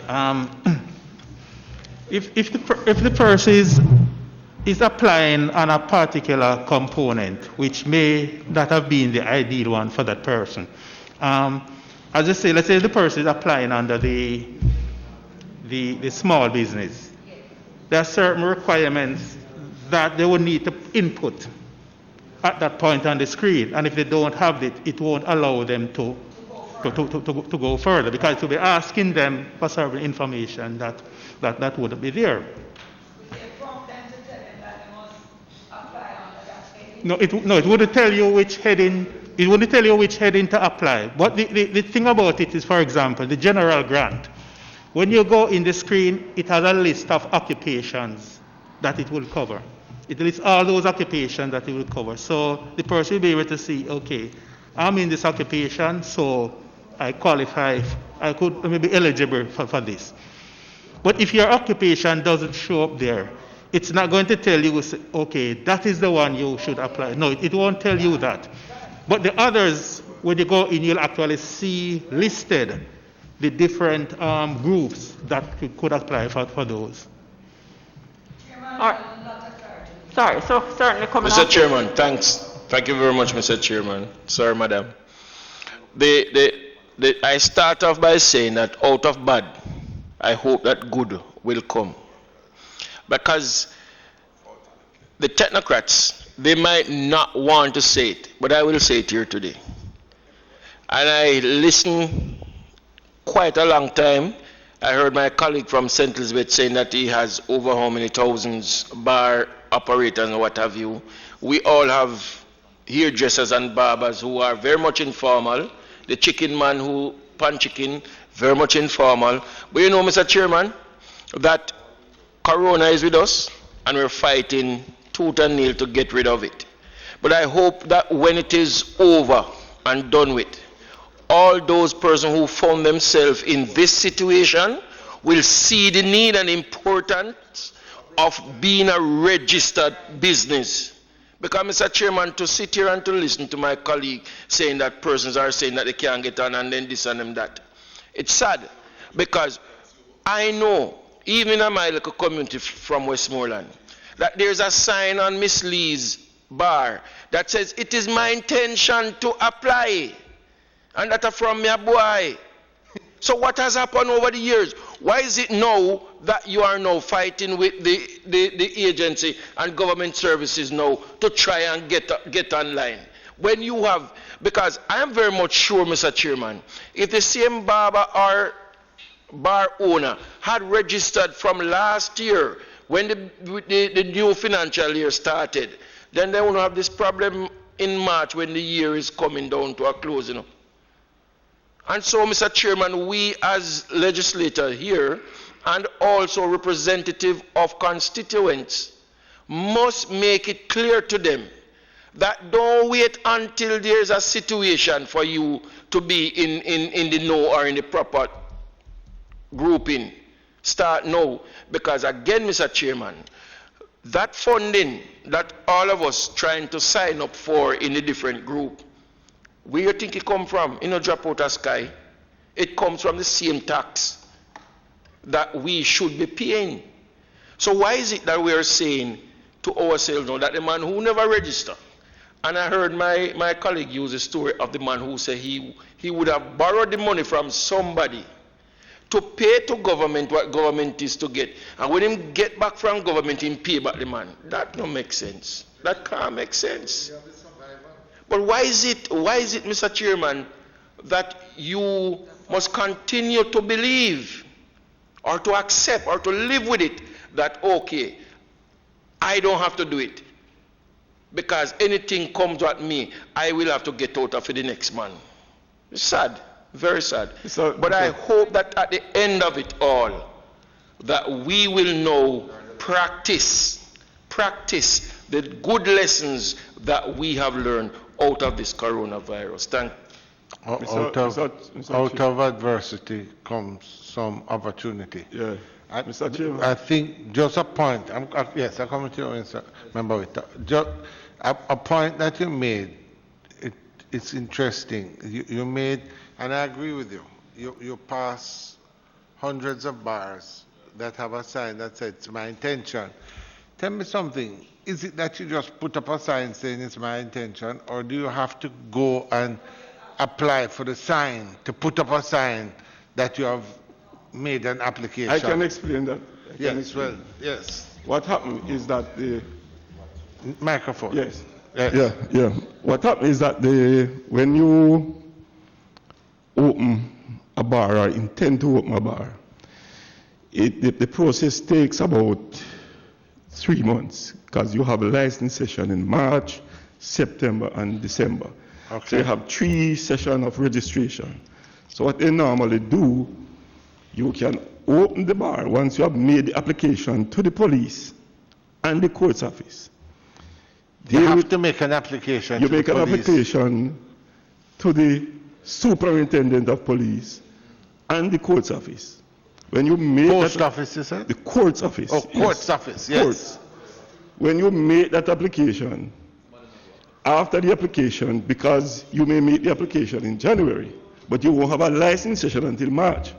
So what the government does is give you that 2 months. You put up the sign to say it's your intention, because the police will have already had your record that you have intended to apply for the license. So between that 2 months, you have a grace period of 2 months to open. But as members So that say, is I what- see some of them on the bar for all 10 years, No, 15 you years. have to have that sign. Yes, you have to have that sign, but that doesn't say that you have not applied actually for the So license. many of them may not have applied. Pardon me? They may not have applied. They No, just- what you do, it is the requirement that you have both signs. My intention to apply, and once you have applied, then you say I'm not licensed at Black River or Westmoreland to sell So what rum, about, ginger, is and there, other does distilled the spirits. municipal council at all get involved? No. Yeah, but I'm just giving you how it works. You need to put up the 2 signs. Okay. You Anyway. put up the sign for it's my intention, and then when you I got apply, you. you put up the sign that you are no license to sell. So But the 2 signs are there. Most people don't put it up. All right, we digress, but Yeah, you but- had a question nonetheless. Yeah. No, my question was in relation to Member Clark's observation as it relates to the registration of business. One of the challenges that we have is that a number of business, some of the businesses are registered, but they are not registered with the Register of Companies. What they do, for example, sole traders are licensed at the tax office and they pay their yearly fee and do their tax return, but they are not registered with the Companies Office of Jamaica, and that is the requirement from the ministry, that you must have that number for you to be qualified for the thing. But a number of these businesses are registered. They pay the trade license to the parish council, and then they pay at the tax office, and they do their returns every year. But they don't have this registration number from the Companies Office of Jamaica, and that is where... Sorry. Yes, that's the one they're asking No, for small no. business. No, it's not Yes. companies. Oh, well, for one. small particular business, one. for the small business For the small business grant, grant. yes, For the you others, must have the they're company's registration. licensed. And a number of the small businesses in rural Jamaica are registered, are paying their tax, only that they are not registered under the Companies Act. They do their returns every year. I have a small business and that's how I do it. I pay my tax every year. So that you will find that problem. Just to add to the fact, Mr. Chairman, my colleague was a former mayor, head of the parish. Yes. I was also a sitting councillor. We fight with these small businesses every year, even for them to get what is needed, the health, you call it, public health card. That is the food handlers. Food handlers permit. Yeah. Even not to fight with them. You go as far as to say, we are going to close it down. We send out the municipal wardens to deal with this, and then fight them off. They don't have the intention. But my last word on it, Mr. Chairman, now that we see where we are because of this pandemic, I hope, my prayers are that they will now see the need to be on the books. To regularize and formalize. And I have one final question for the Minister of Finance. Now that the compassionate grant is oversubscribed and there are other of the grants that are undersubscribed, will you be able to have that flexibility to recalibrate funds so that you could accommodate? Because one of the challenges that you face with the oversubscription of the compassionate grant is that some of these persons, especially the farmers, there are over 250,000 small farmers in Jamaica. There was nothing in the packet for small farmers. And therefore, all the small farmers went in on the compassionate grant. So these are some of the things I think you need to look at in terms of recalibrating some of those funds that would have not been taken up by some of the persons who have the registration and challenges with registration and formality and so on. Okay, sir. So as indicated earlier, we are and will be doing an assessment in terms of the applications that have come in, the areas that they have come in under, where the most are, and there will be a determination on what to do going forward.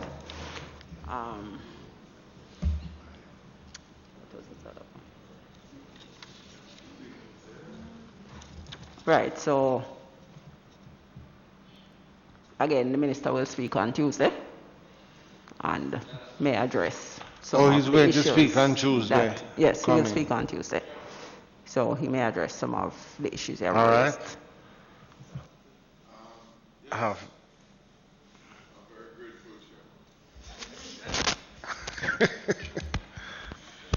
Just a little clarification, FS, and the finance team. The Minister of Finance had announced a $25 billion stimulus package, is that correct?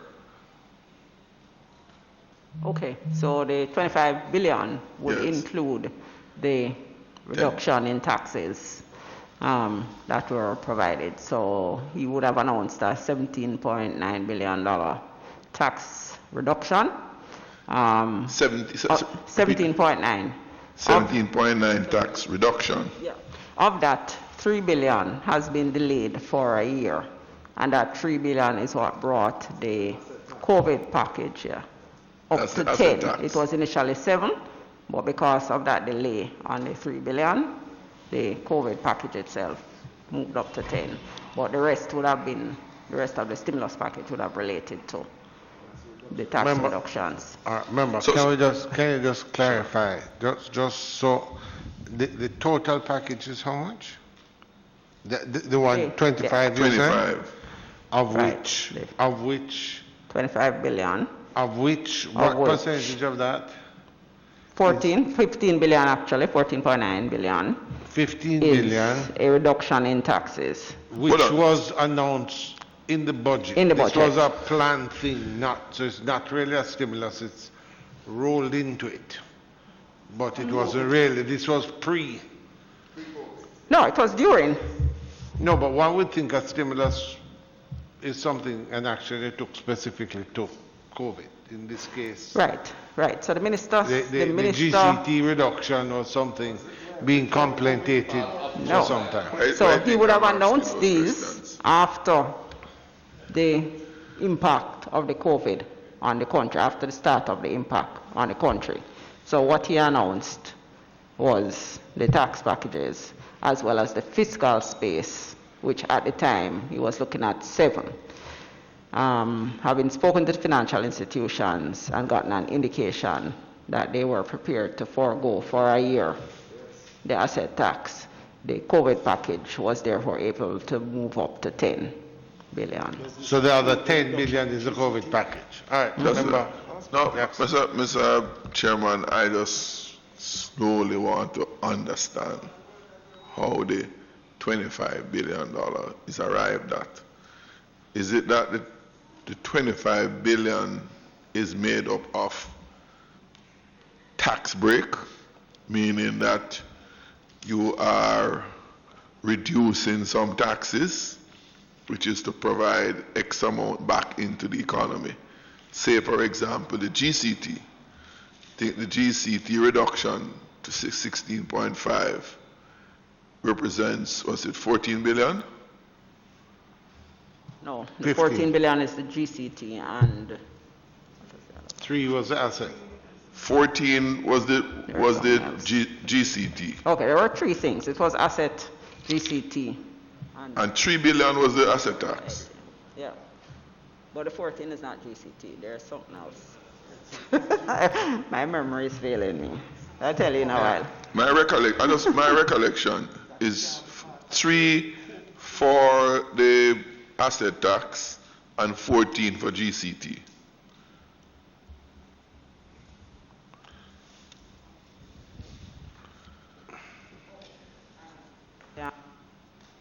tax credit for small businesses. Is that about one? 500 million or so. Yeah. So that's one. That was one. Yeah. So that would make it 18, roughly. 17.9, 18 billion, yes. Small business.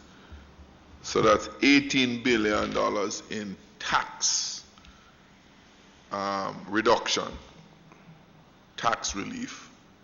That was the initial announcement, yes. Right. Is that 18 billion part of the 25 billion? All right, so in terms of speaking to the 25 billion, yes, you would have to adjust the 18 for the 3 billion that's not happening this year, which takes it down to 15 billion in terms of tax reduction. So you're not going to have $3 billion worth of tax reduction anymore, so it's 15. It's 15. All right. And then 10 billion, actually 10.6 now. The 10.6 that you mentioned for the this COVID. morning. Yeah. So that is the sum total of the 25 billion. Yes. The 10.6 COVID. Now, the 14 billion in GCT, which is roughly 2/3 of the 25, that is spread over the fiscal year. Yes.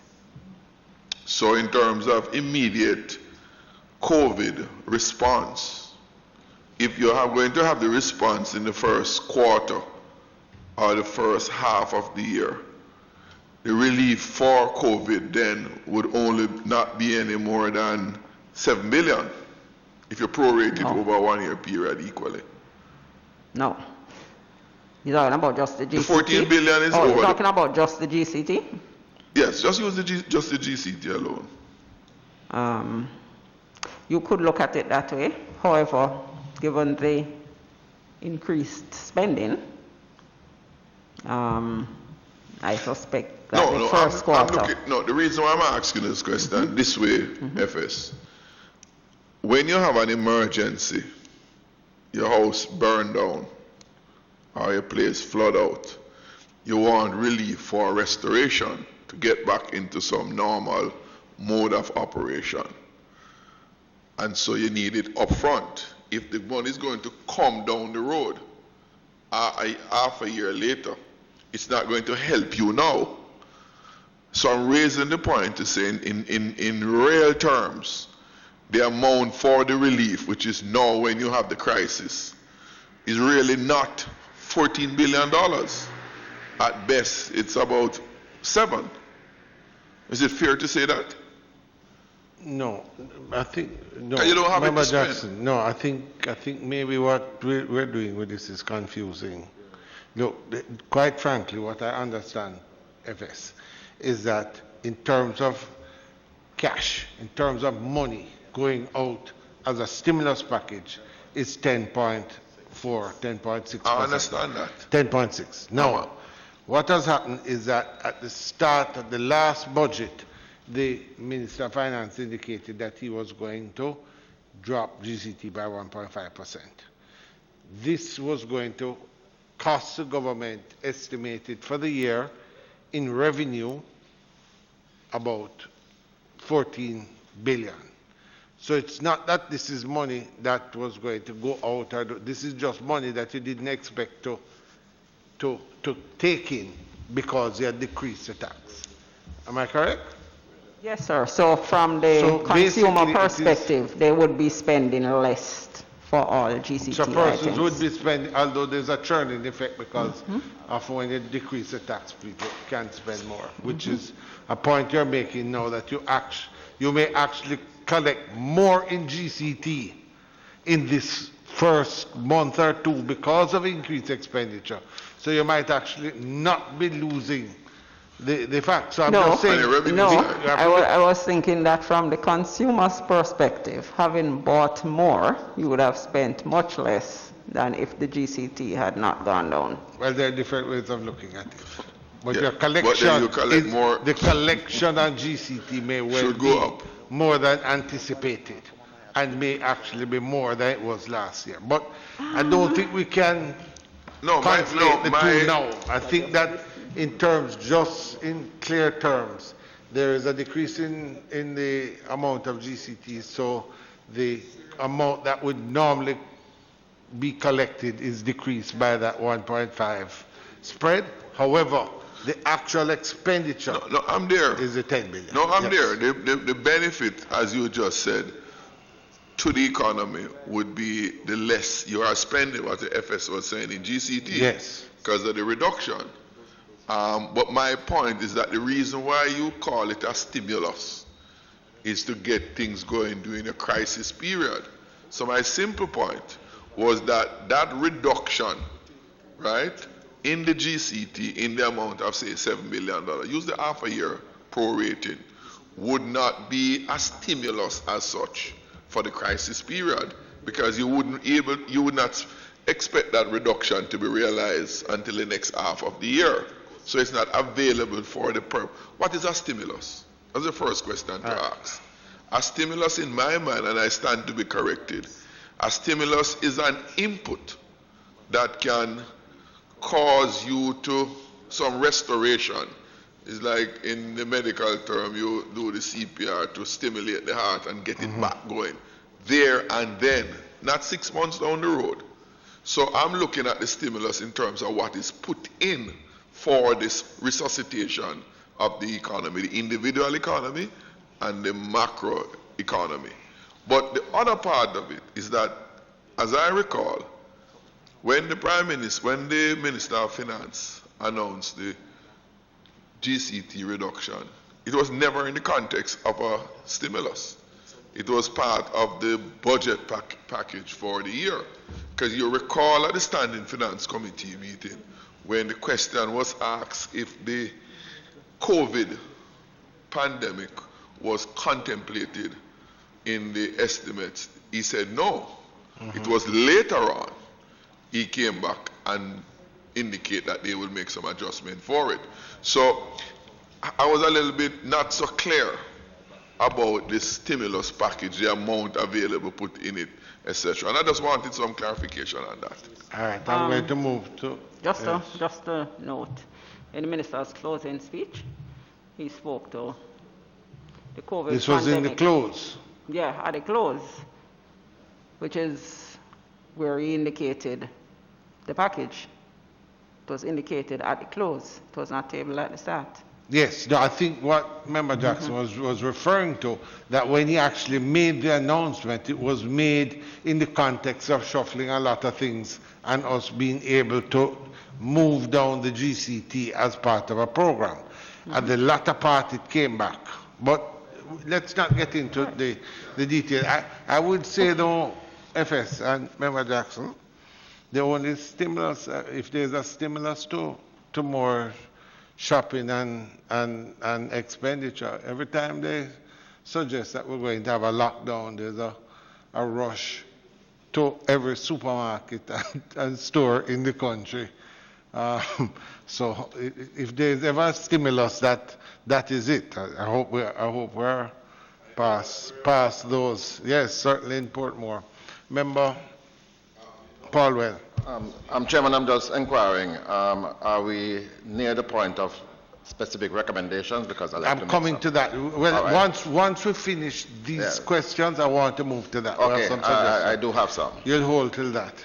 Oh, Member Jackson, that today's Wednesday, so you have to go early. Is J between, what time do you shop? Between 8 and 12? You know, FS. Well, I think members next week we're going to have to follow up. I think Ministry of Health. But I will be honest with you. Someone said something to me which I fully agree with. They said if there's one thing that could really increase the spread of this coronavirus, is the fact that this concentrated hours of sending persons to the supermarket. You have hundreds and thousands of people turning up at the supermarkets at the same time, and that we've got to find a mechanism of dealing with this, because if what you're trying to get is social distancing and quarantining, we're not achieving it with what is being done now. So it's something.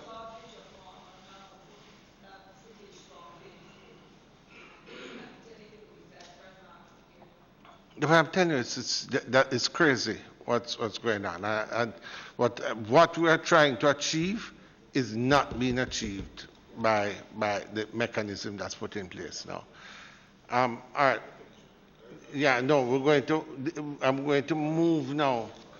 I don't know, is there anything else that you feel that we need to, have we left anything that you'd like to mention? We're going to go to recommendations now. I think I just want to make one point, based on some of the feedback you've been getting here. And to be honest, to be frank, the grants, the components of the care package that we anticipated we'd have had the greatest response from in terms of applications, we were deliberate in making that process as simple as possible. I mean, take the compassionate grant, the information requirement is very basic. Name and address, TRN, if you have a bank account, and if no bank account, a remittance company. Because we know the challenge that some of those people would have in applying. So that process was very simple. The only issue would have been maybe for some, as you say, access, and then we allowed for situations where one person, can apply from multiple applications from even one instrument. All right. Member. All right.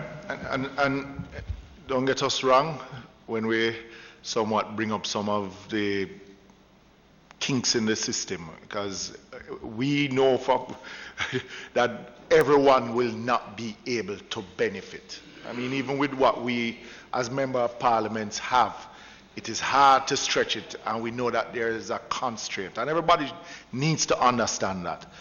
But are you able to give us an idea up until this point how many individuals have applied for each of the various grants? Can you give us that? Microphone. Up to yesterday, we had approximately 490,000 applications, with the lion's share from the compassionate grant. We're just around 403,000 applications for a compassionate grant. 403 of the 490. Of the 490 is for compassionate grant. And the other category where we had the most application was from the set cash. And you'll recall, set cash relates to people who would have lost the job during this period and applying for this benefit. Just around 60,000 people for set cash.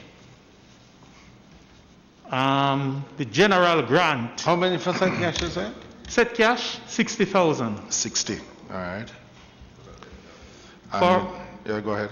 For general grant, we had just about 24,000 applications. Because general grant, that's where we have those categories like the barbers, hairdressers, that's very low, and so on. Yeah.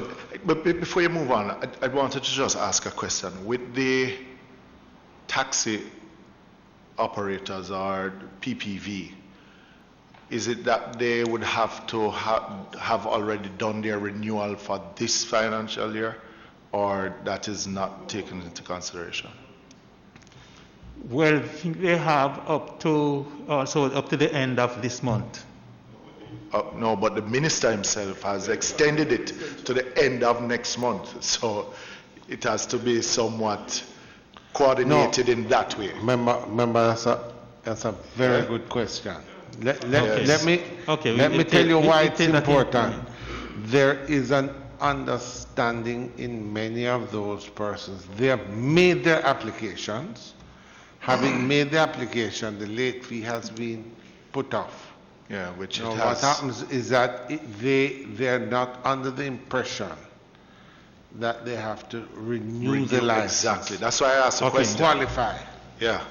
All And right, the all right. minister What- himself last week extended the renewal process to the end of next month. Okay. One of the things that we had indicated, and we have that on the site, is that as we go through the process, Yeah, man. naturally we expect there are some issues that we probably would not have envisaged. And that's why we're here at to the help start, you. That's and why we- we're here to help you to go through it too. So Yeah? we need clarification from you. Yes. On this On that point one. specifically. We need clarification also, yes, on the points that were made earlier with regard to those small businesses and those that want to apply. But we'll come into some specifics. All right. You're going through the numbers. The best cash one, you didn't tell how many applications you had. Right. Best cash, so far this one hasn't, well, remember the best cash is really for tourism. So we have under 200 applications so far. How much? 200. Under 200. So just wait, just hold right there. You have under 200 in the tourism sector. And This is what element of the tourism sector qualify. Yeah, just you had mentioned it before. You have Just go back. hotels, attractions. Yeah, but who in hotels and attractions? No, These are for it's the entity itself, and it is based on their retention of employees, who earn at 1.5 or below, who are the threshold. Sorry, yeah. I got you. So it's only these are persons who have retained employees. Yes. Right. But So this was being targeted at Right. trying to get the entities to retain the employees all throughout the right, period. just for clarity again. So the tourism worker who was in the system but is not working now, where does he fall? If Set he's cash. not, in other words, the hotels have locked down. He's under set cash. So he's back up. He will be in the 60,000. Okay. So is there any way to differentiate? Because the point is this, the tourism sector, are we really capturing the employees in that sector who are now not working? The minister indicated over 120,000 direct employees who are out of work. What's happening there? Yeah, well, in terms of the tourism sector, we have the information based on the tax roll, which would have indicated to us the number of workers below the threshold, who would have qualified. Okay. So are you using that? So how many of those will get assistance? Well, only those who apply. Right. They have to apply. They would have to apply. Yeah. But that's the point. You see, we're coming back. It's a catch-22. You just said you have those figures. Okay. And what is happening to a lot of these people? Okay. They don't know. Sir. It's a difficult situation because it is despite not. And I understand your brochures, you're out there advertising. A lot of persons don't understand. And all we're saying is we're just trying to clarify it so that they don't slip through, because there's a lot of panic out there. There's a large sector, that tourism sector, and it is targeted. And in that sector, as far as I'm concerned, there are two sets of persons. One, the standard worker who was earning on PAYE, the other one's on contract. And I'm just saying, within that context, how are you looking at it as a sector you have targeted? The minister spoke that he's looking out for it. The Minister of Tourism has said it's all covered, but I don't see it in the numbers that are being put here in front of me. You already have that information in your banks, but you're saying the application's not coming in. And I'm saying to you, part of that may be that in some cases, some of these hotels and others that have locked down the accounts department too. So they're unable to get the information to put into the system.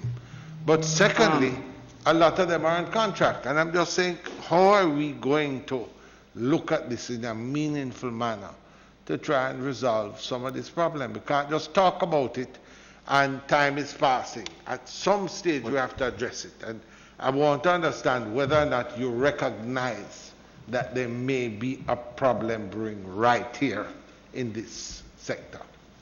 Chair, the Ministry would have had discussions with the tourism entities, with the Tourism Association. The Tourism Association has also been communicating with their members. We would have asked them to filter the information through to assist where necessary. We have institutions who have asked whether they can input the information for their employees. We said fine, just make sure you do each individually, and it is the employee's bank account and TRN that are the things that we focus on, and the info will go to the employee, the payment will go to the employee. So we have sought to communicate in terms of the P45 and the SO1s that are required. The Tax Administration Jamaica has been touching base with the relevant institutions to ensure that they submit. We actually had adjustments made to the P45 and SO1 forms, so it facilitates what we needed it to do. Persons have been submitting those forms. I'm not aware, I will double check, I'm not aware that we have entities who have not filed. And where anything came in terms of an application that we weren't seeing a P45 associated, they were called. So I will do a follow-up on where we are with that right now, but we have been trying to ensure that the employers submit the required information so we can facilitate payments to the employees. But just to augment that point, and something to bear in mind, Mr. Chairman. Okay, whereas the 60,000 that I mentioned and the set cash, whereas I'm not able to at this point tell you exactly how many of that from tourism. What I can tell you is that the 60,000 applications that we have so far, that actually exceeds the number of workers we know in the tourism that's below the threshold. Albeit in the 60,000, I think there are non-tourism workers there. But even when you look at the breakdown by parish for set cash, it's led by St. James. You can see the tourism impact there. Second, St. Anne. Third, Westmoreland.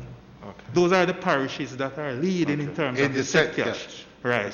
Which suggests that it's a tourism. Yeah. But can you give us a breakdown now of the small business? You are giving us a breakdown of the applications. Right. The small business, we have just about 3,500.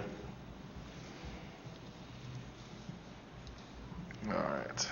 So let me go back through. So the set cash is 60,000, best cash 200 or under 200. The general grants 24,000. Compassionate grants 403,000, and the small business grants 3,500, and you're still yet to deal with the tourism grants. That's the one through the Ministry of Tourism. No, that hasn't started yet. Yeah, that has not really been settled on. The criteria and thing. Now, when you have an oversubscription, because just this 403,000 at 10,000 is about $4.8 billion, just if you were to pay out all of this. If everybody were to qualify. Well, the compassionate grant alone, or everybody, 490,000 applications. Now,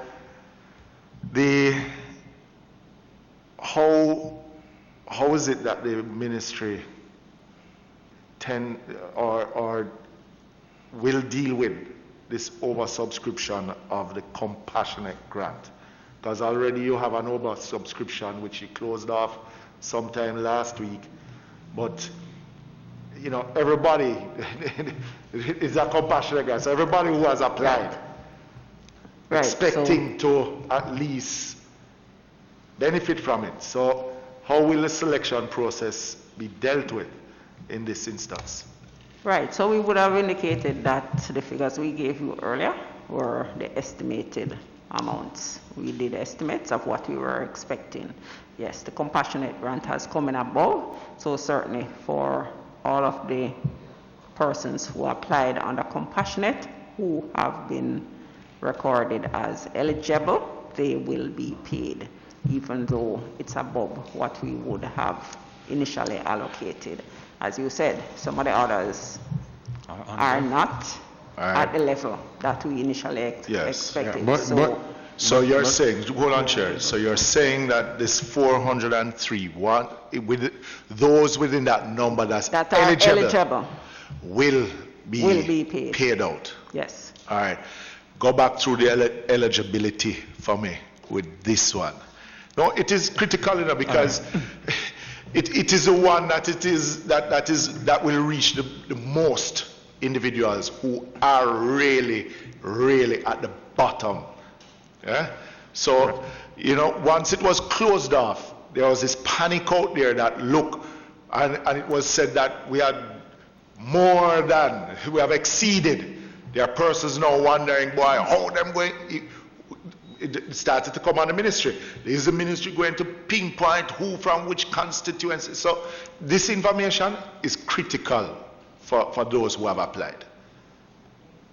Well, just to make a general point here, the approval process, we take out the human element out of it. Yes. So I will not be seen, we go on and say, going through this 403,000 to say, I don't like this or I don't like that.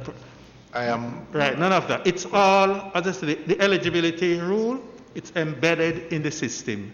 So it will be run based on what's in the system. And once the system approves and these people, then the payment will be made. That is having a TRN number. Right, and a TRN which would not, naturally with a TRN, once you would have indicated the TRN, which does not system, turn up on a payroll. It doesn't right, that doesn't turn up somewhere else. All right. One of the issues, and I think it is a national issue that I see with persons applying, an issue with birth dates and the birth certificates, because the system itself, even though putting the date on the birth certificate, there was a rejection. And in some instances, because quite a bit of our Jamaicans have two birth dates for some instances. Okay. They were born on this date, but they were registered on this date. Yeah? All right, and the system itself had rejected quite a bit of those. Yeah, where we have a rejection, they will get a message, and they need to check if they are sure their TRN was correct. They need to check that they are representing their name or their birth date as it was represented when they registered for the TRN. All right. Okay. All right. So we are saying then that a high probability that most of this 403,000 will be paid out. That is good news. Right? And when is not to put you on the line, but when is, this is after the second, this first supplementary? No. No. No. All right. The payments will commence in April, in this month, but we are going to start with a pilot just to make sure everything runs through. I didn't hear that. Start with a pilot. Okay. With a small pilot, make sure everything runs, and then we will do the rest in April. We'll start in April. Great. This is good news. FS, just so earlier on you had said that the amount set aside for the compassionate grant was 1.25, but you're now where it's going to be closer to 4.5. So you're going to again have to restructure. All right, members, just specific recommendations going ahead. A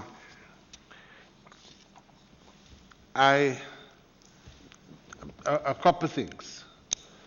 For example, we had this discussion about formalizing the list. Just something that I would suggest.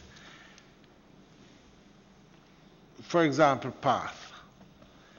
We understood that there was you were going to pay the persons on path every 2 months now. The system was set up to allow for them to get the payments spread out a little bit. Am I correct? There's just an additional payment. So they would normally have gotten a payment in April and a payment in June. They're going to get an additional payment in May. Can I make a thing? And I know that there is a system where, every month and so forth. I do believe that you need to kind of get those persons going to the post office less frequently. There was a crowd out by my post office the other day, and you're dealing with the most vulnerable of people. So I would suggest that we pay them a 3-monthly bulk or whatever it is. It's going to be paid out anyway, but find some system where they don't have to go as frequently. And that would be the first suggestion. Second, again, you said they got the additional payment. There was a discussion that the persons in path are also applying for compassionate. So I'm not certain. In my estimation, these are all persons who have need. So you're either going to say that persons on path should get an additional X or additional Y. And you know everybody who is in it. So for you to say that some people are applying and going to get more, others not, I think that there's a little misunderstanding. I think that there should be a policy. If you're going to give compassionate to path, be specific about how much it is and pay it out to path. Persons on path are persons who have great need, and I don't think that just those that know about it or hear about it are the ones that apply. There should be an amount for path, and let's just give it to them. That would be my thought. There is another issue, and I'm not certain how it's being dealt with. It may well be that I know in some areas there are persons who are being innovative, but are not a number of children who go to school who are on path would get that meal at school. And what happens now is that I don't know if that money goes to the school, what is happening, but those students are now at home. The parents who don't have it to start with now have to pay that additional. What's happening to those children who are on path, who are not going to school now? I believe the Ministry of Labour is in fact providing what would have been for the lunch through the part payment. But can we know for certain? Because I think, to the extent some of these are doing their work at home, we're quarantined, they're supposed to be staying indoors, but there is a cost, and if PATH is providing, let's find out how it's going about it. I think PATH is on our list, would be with Ministry of Labour. Is that correct? Yes. So we can have the discussion, but certainly I would like to know that element. And a last one, which I would like to, as a recommendation. Yes, you have the compassionate grant and it's oversubscribed, but it is a block. And it is names, it's persons. I think on 3 occasions today I've made the point that I'm concerned that there are a number of persons who would normally be working in the tourism sector who are not working, but they're not on the list that you may have because they were on contract. I think that when the minister speaks to his numbers of 120, 140,000, that it's inclusive of these contract workers. And I do not believe that we are doing a justice if we don't try and capture that.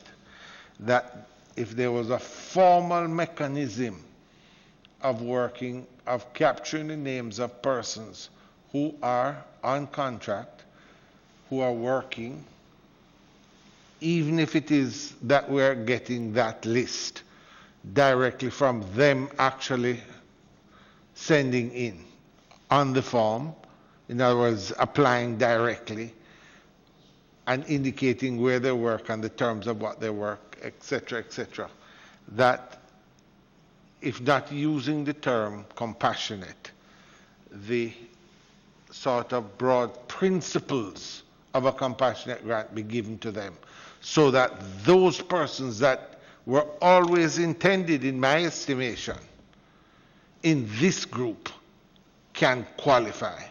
So therefore, if you'd have to create some sort of portal for this, but that it could extend across a broader capacity. A lot of these persons are the breadwinners. They've been working, they're doing something, and they're no longer doing it. And it is going to put that strain right down the chain. So we have to find a way. While we can't help everybody, this is within the group that was intended, and I think that it's a formal group. Now, whether or not you try and get the information through the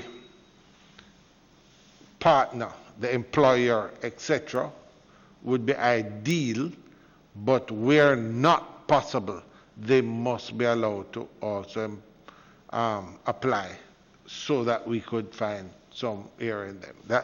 That would be my specific request if it is something that can be entertained. Are there other recommendations out of the deliberations? Member Paula? Thank you very much, Chairman. My recommendations are far more, I think, ambitious, because notwithstanding the discussion earlier on the stimulus of 25 billion so-called, this 10.6 billion is hopefully inadequate. And I know that it was devised at a time when I don't think we were able to properly assess and to envisage the dramatic impact that this virus scenario has created in our country. Our economy has virtually come to a standstill. And when you think about it, Chairman, there were so many people who were living on the edge. People who, for example, depended on a Monday night football game at the stadium to do a little hustling. People who would be at Caymanas Park trying to do some higgling. The bar owners who weren't properly registered, and I agree we need to bring them into the formal part of the economy, but we have a problem today. I tell you, Chairman, I went into my constituency to assist the elderly and the shut-ins with care packages. And I did about 700, but the assessment that we have is that it's over 2,500 people. But the experience of going out there reveals to me that it is not only our elderly who are in dire straits. We have a large mass of people who are growing in hunger. And I don't want to overstate it, but we do have a severe problem emerging throughout Jamaica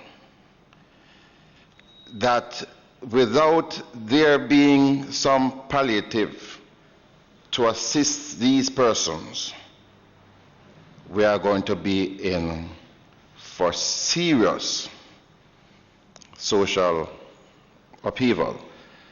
And it is our role to stem that, it is our role to prevent that. This 10.6 billion, in my own view, has to be doubled at least. That is my view based on what I'm seeing there.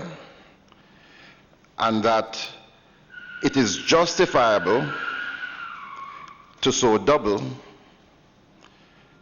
because of the grave realities that we are seeing on the ground. The compassionate grant was terminated because you reached 400,000. That has to be reopened. And I submit to you that you're going to have about another 400,000 persons there based on my own assessment from where I sit or stand. Mr. Chairman, so I believe that this whole facility to assist be completely reviewed and that at least another 10.6 billion will be necessary. But I also submit, Chairman, because reference was made to the CDF. We have received 2 million plus 1 million in CDF. That money went in no time. Actually, mine was spent before it came, so we are catching up now. Mr. Chairman, I believe that we have to recommend to the Ministry of Finance that of the 20 million that's allocated for CDF, some urgent advance be provided to members of Parliament, and I would suggest at least 50%, so that our usual programs of road repairs and so on would have to be put in abeyance to enable members of Parliament to assist in this crisis of hunger that is emerging, and that be done as a matter of priority. I think those are my recommendations, Chairman. Member Paulwell, I will agree with you, and FS, I would like to add to that. Just looking around my constituency, one of the areas of great need, again, you have younger persons, male and female, who now have no work. They used to earn on the margins, you know, different sort of, whether it's a hustling or they're working in some little business that's now closed down. And they're really just going out there, you're realizing a lot of persons are on the brink of panic. You know, they're not part of this whole shopping spree because they don't have it to do it. I think that part of this process, we need to wrap our minds about putting in place some program too, where as part of the stimulus, some of the stimulus goes to some of these persons where they can do something, understanding social isolation, but some sort of work that can be done isolated, close to home, that has some positive environmental impact on the country, some positive, but we need to have something because Part of the problem you have is you're telling persons to stay home, you're telling them shut in, they have no money, no source of income. You're asking them to do the impossible. So we have to find some way that we're going to reach out and help, because they are the most vulnerable of vulnerable in the sense that they have no alternative. So we have to be looking at it. We know that it is not there for everybody, but we have got to find out what it is we can do and how we can do it most efficiently. All right, so members, I think we've gone as far as we can go today. I want to thank the Ministry of Finance. I think it's been a very informative session, certainly for me. What I would like us to suggest now, I think next week we have to have, it would be important to have the Ministry of Labor and the Ministry of Health, just to get an idea of where we're at and the expenditures that are in both of those.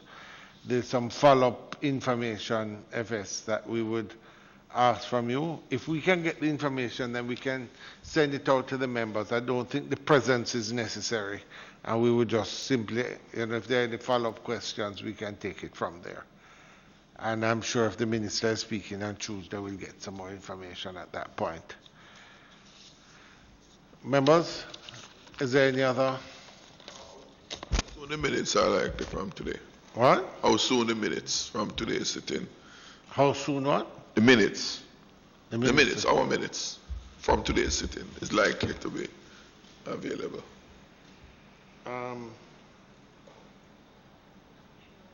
What? No, gives us an idea. Well, by Tuesday. Okay. Yeah, normally we get it for the following week, so that we can look at it. All right, members, thank you. FS, Deputy FSs, thanks for coming. Members, meeting is now adjourned. Sure. As before, Matt, to